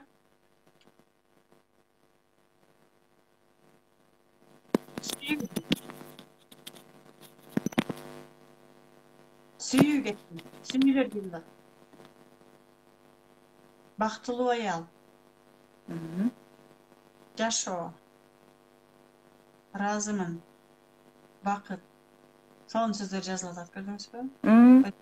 Ата эне. Убакытты жеметтик беле? Бактылуулук. Бактылуулук деп жазсын эткем. Бактылуулукпу? Бактылуулукту ким жазды? Ошол сөз болчу. 0601. Азыр көрүп атасызбы? Комментарийде. Бактылуулук дегенде өтүп кетти да, ошону эле окугам, ошону карап отургам да. Кыздар байланышабыз, менеджер кыздар Ханзада H0601 деген кыз менен байланышып, телефонун алып коесуң, биздин группага кошосуң, бүткүл акчасын төлөйт. Биз бул кызга сиздин атынан бир баланс создавать этебиз да, дисбаланс. Ооба. Сизге тийсин. Рахмат, ыраазымын. Белегиңизге чоң рахмат. Мен дагы ыраазымын баарыңызга, сага дагы. Менен бөлүшкөн Рыскележе бүгүн уже белектерди башкаларга тартып баштады. Рахмат сон. Жакшы, ошондо мен кетип кетти да. Кичине болсо дагы бирөөнө жардам беребиз да, бирөөнү бактылуу кылабыз. Бул да өзүнчө чоң да, бактылуулук. Рахмат сонун. Мындай белектер көп боло берсин жашообузда. Баарыбыздын жашообуз бактылуу болуп жашашын каалайм, баардыгыбызды. Баарыңыздар бактылуу болуңуздар. Рахмат, ыраазымын. Рыскележе. Кыздар байланышып, ал сиз менен сизге контакттарын алып беришет. Келиңиздер анда кыздар. Жашоо өзөгү курсуна жазылууну унутпайбыз. 16-сынан баштап курсубуз башталат. 1 ай бою жүргүзүлөт. 1 ай бою жүргүзүлгөн курсубуз болгону 1000 эле сон болот. Ал жакта сиздер өтө чоң бул жашоонун чоң ийгиликтүү жолуна түшөсүздөр. Келиңиздер анда биз практикага даярданабыз. 14-нө чейин жашоо өзөгү 1000 сом, андан кийин 2000 сомго көтөрүлөт. Ошондуктан арзан баада алып үлгүрүп калыңыздар.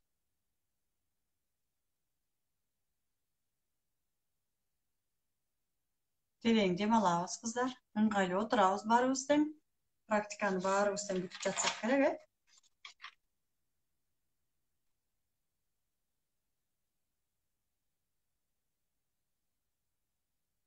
Белек кут болсун, чындыгында белегибиз менен куттуктайбыз.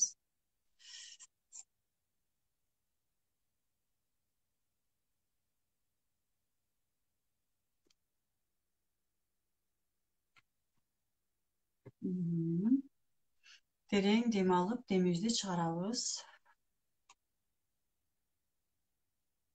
Терең дем алып, демибизди чыгарабыз.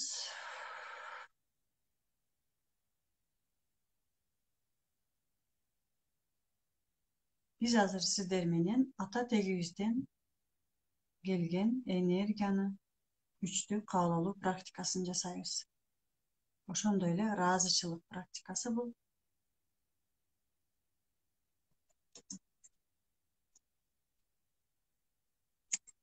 Биздин биринчи сабакта белгиленгендегидей, биздин аркабызда ата-энебиз турат.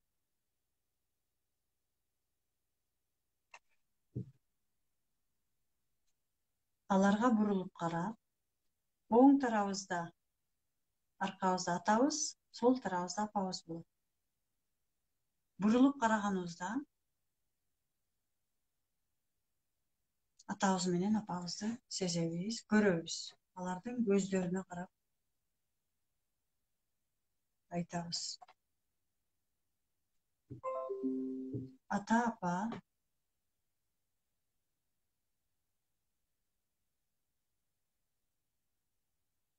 атабыз менен апабызга ыраазычылык айта турган күн келди. Ыраазычылыгыбызды чын жүрөгүбүздөн айтабыз. Мен баарыңыздарга ыраазымын. Ата, апа, мен сизди жакшы көрөм.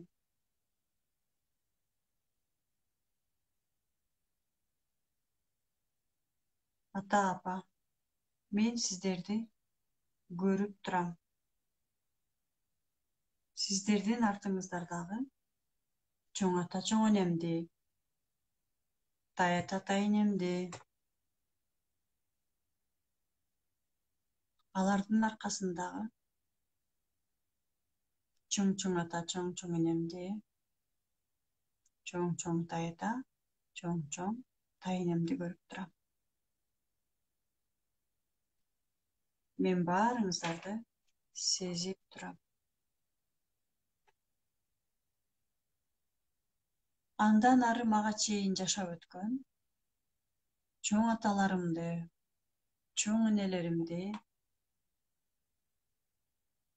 чоң тай ата, чоң тай энелеримди баарын көрүп турам. Деп сиздин алдыңызда сиздин ата жана эне тегиңиздер сиздерди карап турганын көрүңүздөр. Сезиңиздер. Аларга карап айтабыз. Туура. Мен сиздерди көргөн эмесмин.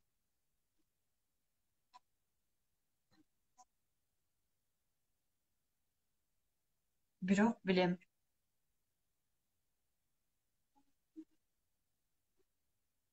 Мага бул жашоону сиздер бердиңиздер. Сиздер мага бере турган жашоону,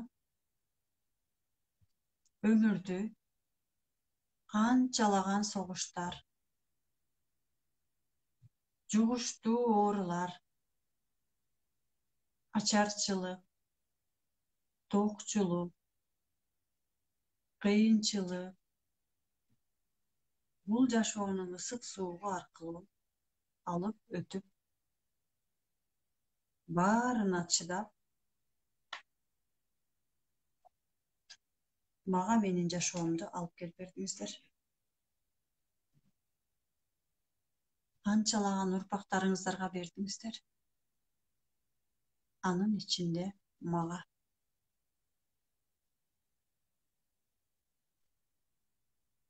Мен сиздердин жашоону, өмүрдү белек катары бергениңиздерди кабыл алам.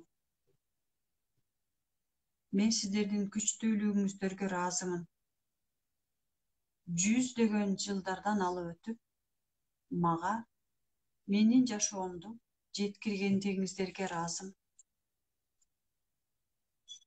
Мен өмүрдү жашоону алып, алдыга карай жашоону уланткан өзүмдүн урпактарыма берем.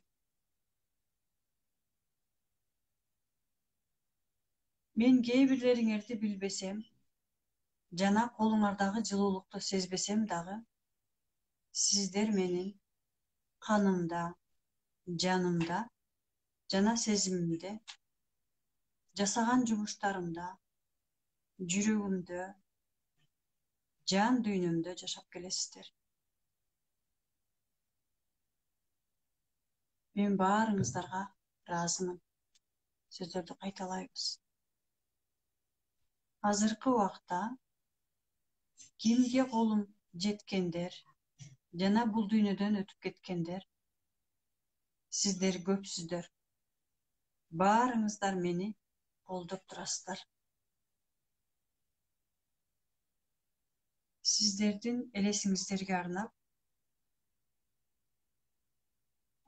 мен жакшы иштерди аткарам.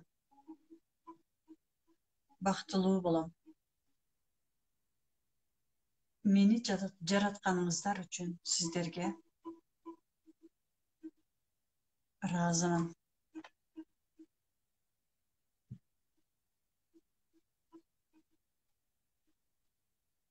Мага менин жашоомду, өмүрүмдү жеткиргениңиздер үчүн ыраазымын. Менин жашоомдо болгонуңуздар үчүн ыраазымын.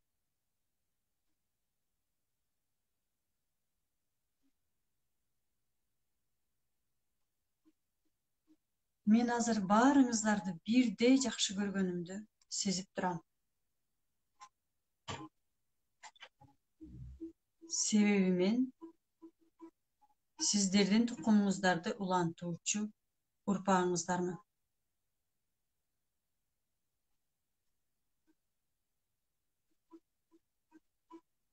Алдыңыздарда турган ата-энеңиздерге жакын барыңыздар. Эми элестетиңиз. Түпкү ата жана энетегиңизден сиздин ата-энеңизге чейин бардыгы балдарынын мүрөлөрүнө колдорун коюп, жүрөктөрүндөгү сүйүүлөрүн, күчтөрүн, таланттарын берип жатышат.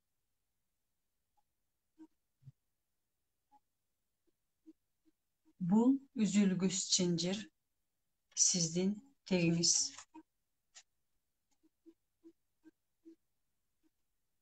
Сиздин эки мүрүңүздө атаңыздын жана апаңыздын колдору турат.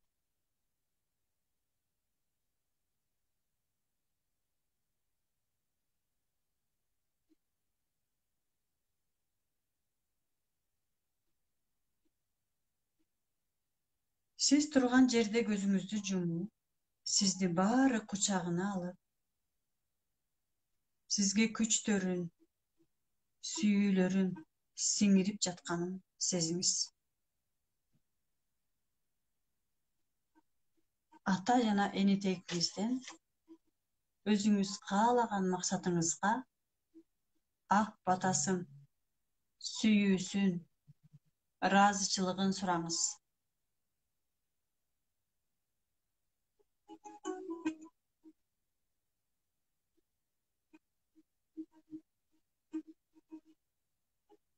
Баары сизге алакандарын жайып, ак баталарын, тилектерин, сүйүүлөрүн берип жатканын сезиңиз.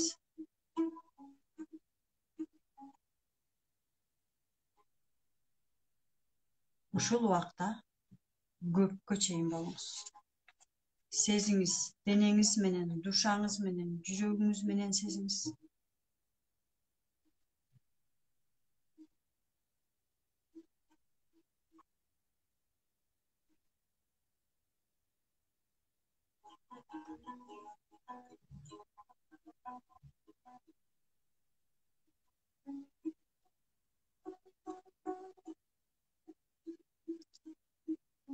Ак баталары сизге тийип, сизге күч-кубат берип жатканын сезиңиз.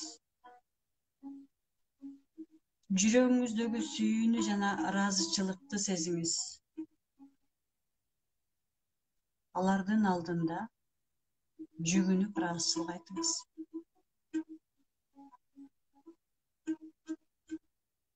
Менин ата тегим жана эне тегим. Мен баарыңыздарга ыраазымын деп жүгүнүп ыраазычылык айтабыз.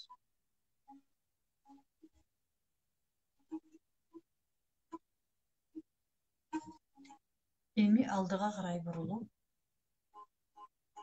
сиздин оң мүрүңүздө атаңыздын, сол мүрүңүздө апаңыздын колдору турганын сезиңиз. Sizdin boyunuz düzölüp, arkanızda iki güçlü kanatınız var ekenin seziniz. Ata teginiz on kanatınız. Ene teginiz sol kanatınız. Siz güçlüsüz. Siz teginiz menen süygön süyüktüsüz. Siz özüңүzгө işenesiz. Siz azamatsız. Алдыңызды қарап, ағарып келе жатқан таңды көріңіз. Ал ағарып келе жатқан таң оқымыштуудай қоз. Ал тараптан өзіңіз қалаған қиялыңызды, мақсатыңызды, жашооңузду көріңіз.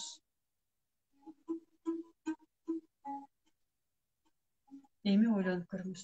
Мүмкүн сиз ушул жашоо үчүн туулгандырсыз. Сиз кыялыңыздагы жашоого татыктуусуз.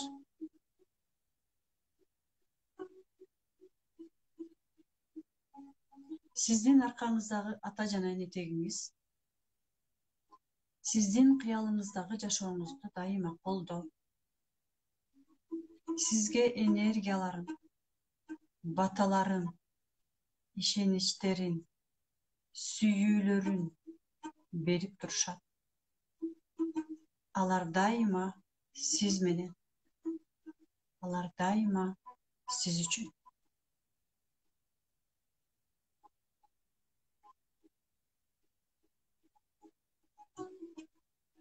Терең дем алып, демибизди чыгарабыз.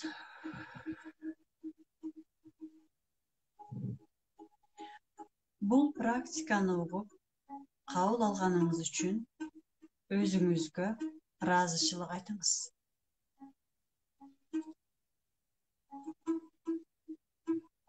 Терең дем алып, демиңизди чыгарыңыз.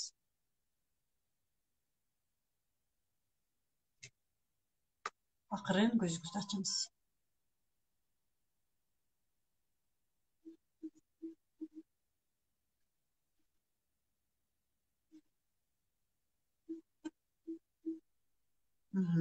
Кимде кандай сезимдер пайда болду? Реакция беребиз. Обратная связь күтөм.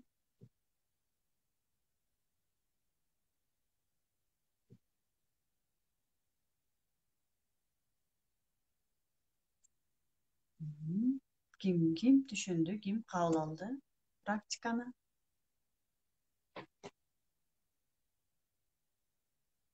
Вот көзүбүздөн жаш чыкса эстей бергенибиз практика учурунда. Бул биздин жанагы сопротивлениябыз. Биз сопротивление менен жана эже айтты го. Сезип сүйлөшүшүбүз керек. Менин мээм деп. Сезишибиз керек.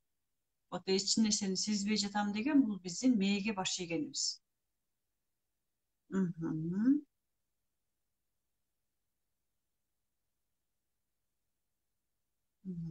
Соонун сезим келди дейт. Ата тегимдеги капачылыктар эске келди дейт. Соонун акырындап сезип баштайбыз, туура, акырындап сезип баштайбыз. Бул запись сакталат, сиздер дагы да сезсеңиздер болот. Азаматсыздар, көзүмдөн жашы тыпылдап калды дейт.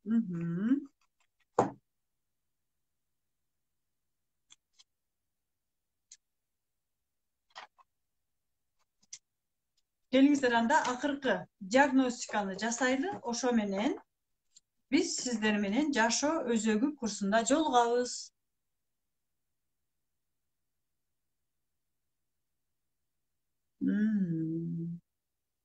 Сонун ыйлаганыңыз жакшы.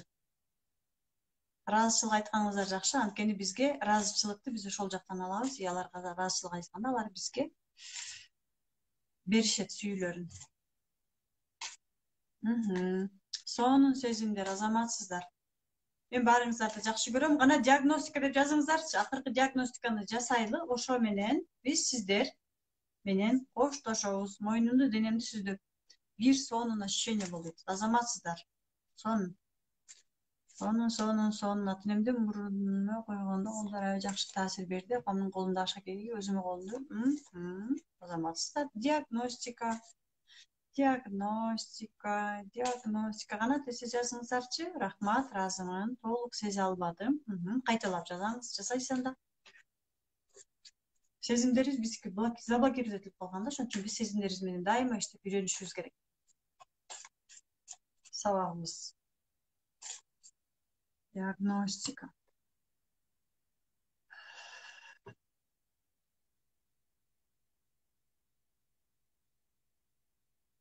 Бүгүн мен Москвадагыларга диагностика жасайын деп ойлодум эле. Алымбек 1972 дейт. Алымбек 1972. Сизди түз эфирге чакырдым.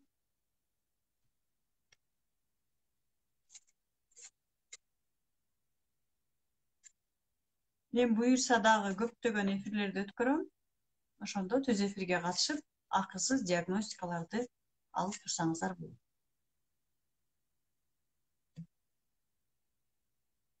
Акылбек деген жок экөөбүз.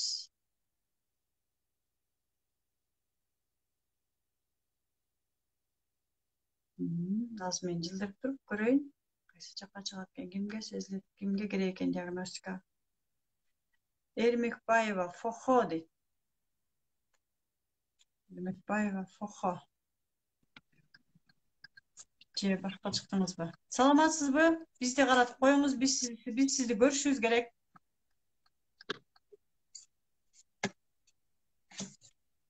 Саламатсызбы?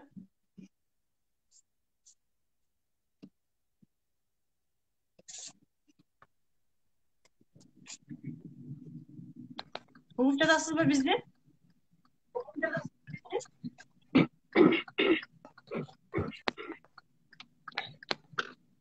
Москвадан чыккан го, Яндекс. Номер 395, московский номер. Алло. Мындай диагностика алайын дедиңиз эле. Ооба. Тамам. Атыңыз ким? Алымбек. Каяктан чыгып жатасыз? Москвадан. Канча жаштасыз? 50. Байке, эмне боюнча диагностика алгыңыз келди? Мен ушу кандай десем эми. Мындай жумуш жакшы, Кудайга шүгүр иштейм. Тапканымдын берекеси жок бу деген ой менен ошондой диагностика кылайын дегем. Хорошо. Терең дем алып коюңуз, Биз терең дем алганда Мына мен бир жерге токтойн дедим, токтодум. Мен бүгүн байкелерге диагностика кылайын деген оюм бар эле, тилегим бар эле, ошол тилегим аткарылды, сизге буйруган экен. Рахмат. Бүгүн мен үчүн жакшы күн го. Буюрса. Байке, биз именно биздин ошол академиянын өзүнүн эле баракчалары деп койсом болот, ошонун жардам менен жасайбыз, Себеби дегенде сезимди көзүңдү чүмдөп отурбай эле. Мага 13-кө чейин бир цифр айтыңызчы. 11.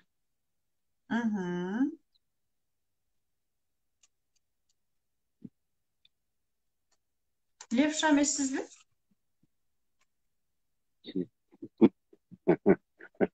Ооба. Төрө лепшамен. Хайран калба. Оң жактан санайм да.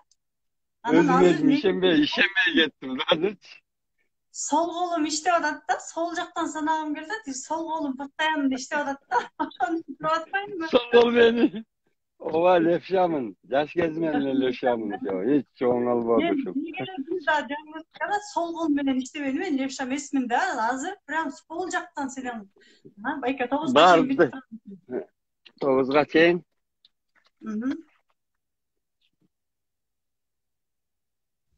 7.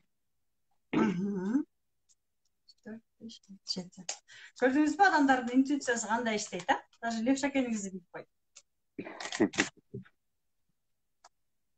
Айтыңызчы, Атаңыз мен апаңыз көтең бар беле? Atam ötüp ketken 20 yaşında. Apam var Kudayga şükür. Ошону айтам. Себеби дегенде бул жерде азыр ички дүйнөңүздүн, жан дүйнөңүздүн, жан дүйнөңүздө боль бар экен да. Анткени ички жан дүйнөнүн бүтүндүгү, анан боль деген эки карточка чыкты. Анан мен сиз менен сүйлөшүп атканда негедир мына оң көзүм мындай как будто жаш чыгып аткандай болду да. Бул деле бир сезимдер, бир нерсе жөнүндө айтып берет да бизге баары элечи. Чүнкү сиздин атаңыздан калган боль бар экен да. Өксүк мындай кыргызча айтканда өксүгүңүз бар экен. Ошол өксүгүңүз менен иштесеңиз болот. Эми эгерде сиз биздин курсубузга катышсаңыз жакшы. Эгерде биздин курска катышпасаңыз, анда кантип иштешиңиз керек мен айта албайм. Анткени ал практиканын жардамы менен иштелет. Өтүп кеткен адамдарды биз өмүр бою ушунчага чыкса болот эле. Мен атамды ушинтип жардам бере албай калдым. Мен атамды тигинтпей калдым. Атам ынтип кетип калды. Атам өтүп кетпегенде мындай болот эле, тигиндей болот эле деп өксүк болуп атып эле ошол жака энергиябызды кетирип коебуз. Анан жанагы акчанын берекесине бере турган энергияны сиз атага берип коет экенсиз да. Түшүнүңүзбү? Сиздин диагностикаңыз именно вот атаңыздан калган өксүк. Ошол менен 1000 сомдук жашоо курсуна катышып, иштеп аракет кылыңыз. Жаман жери сиз ушул өксүктү дальше берип коесуз да. Өзүңүз менен алып калбайсыз, балдарыңызга берип саласыз, анан ошол туура эмес энергия кете берет да. Береке мындайча айтканда сизде, сиздин балаңызда бул именно ата тек менен иштеп аткан программа болгондуктан и балдарга деле кете берет да. Ошондуктан сиз азыр ушул моментте өзүңүздөн дальше кетирбей жок кылып салганыңыз жакшы. Макулсузбу? Түшүнүңүзбү? Рахмат. Кандай кылып катышсам болот эми жана сиз айткан ошо 1000 сомдук дегенге? Мен Москвадамын өзүм. Москвада болсоңуз, биздин Москвада менеджерибиз бар. Азыр сиздин атыңыз ким? Алымбек. Алымбек байкени кыздар тапкыла. Алымбек байке менен байланышып, сиз менен же байланышат, же сиз биздин Москвадагы менеджерлер боюнча сурасаңыз айтып беришет. Биздин WhatsApp группада, Instagramда баардык жакта менеджерлердин номерлери бар. Жок эле дегенде мага Instagramга жазсаңыз, сиз аткан мен кантип курс алам десеңиз, мен өзүм деле жооп берем сизге, мейли? Рахмат. Ийгилик каалайм Рахмат сизге. сизге. Ишиңизге ийгилик ыраазымын. Алла ыраазы болсун сизге дагы. Тынч болуңуз, бактылуу болуңуз. Рахмат эжеке. Өмүрүңүз uzun. Рахмат.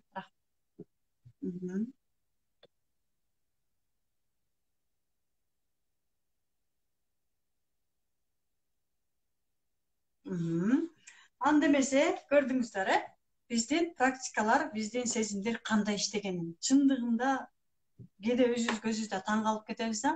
Ушундай адамдар сезет экен деп, анткени биз разбор жасайбыз, практикада сезебиз. Мен буюрса жакында сиздерге жашоо өзөгү курсуна катышсаңыздар, мен сиздерге кыскача диагностика кылганды дагы үйрөтөм.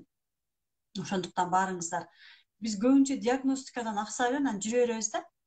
Ошондуктан сөзсүз түрдө жашоо өзөгү курсуна келиңиздер, 1 айлык курсту өтүңүздөр. Мен сиздерге өзүңүздөр диагностика кылганды жок эле дегенде үйрөтөм. Ошо мен сиздерди күтөм жашоо өзөгү курсунан. Мен баарыңыздарга ыраазымын. Баарыңыздардын жашооңуздар сиздер каалагандай, сиздер тилегендей деңгээлге жетсин. Эч качан жашооңуздарда позитив менен айткан жашооңуздарда жакшылык көрүп, жашооңуздарда жакшылыктарды көрүңүздөр. Буюрса мен түз эфирлерге дагы чыгып турам. Ушундай эфирлерди сиздерге белек кылып турам. Дагы мен сиздерге айта турган ушунчалык көп маалыматтарым бар. Ушул сыяктуу эле мен сиздерге азыр жана айтып өттүм, кичине эле бир чекесин эле бердим. 3 күндүк марафонубуз дагы ушунчалык аз болуп калат экен. Мен баарыңыздарга ыраазымын. Биздин азыркы постубуз сакталгандан кийин репост кылып өзүңүздөрдүн Instagram менен бөлүшүңүздөр. Мен бүгүн ушундай сабакка катыштым, ушундай сонун нерселерди алдым. Жок эле дегенде скриншот кылып туруп өзүңүздөрдүн Instagram менен, баракча менен же WhatsApp'тан деле бөлүшсөңүздөр, анан бизге скриншотту жөнөтсөңүздөр, же WhatsApp'тан же Instagram'дан. Мен сиздерге өзүмдүн Bul жашоого ишенич, bul дүйнөгө ишенич деген медитациямды белек кылам. Мен баарыңыздарды күтөм, баарыңыздарга ыраазымын.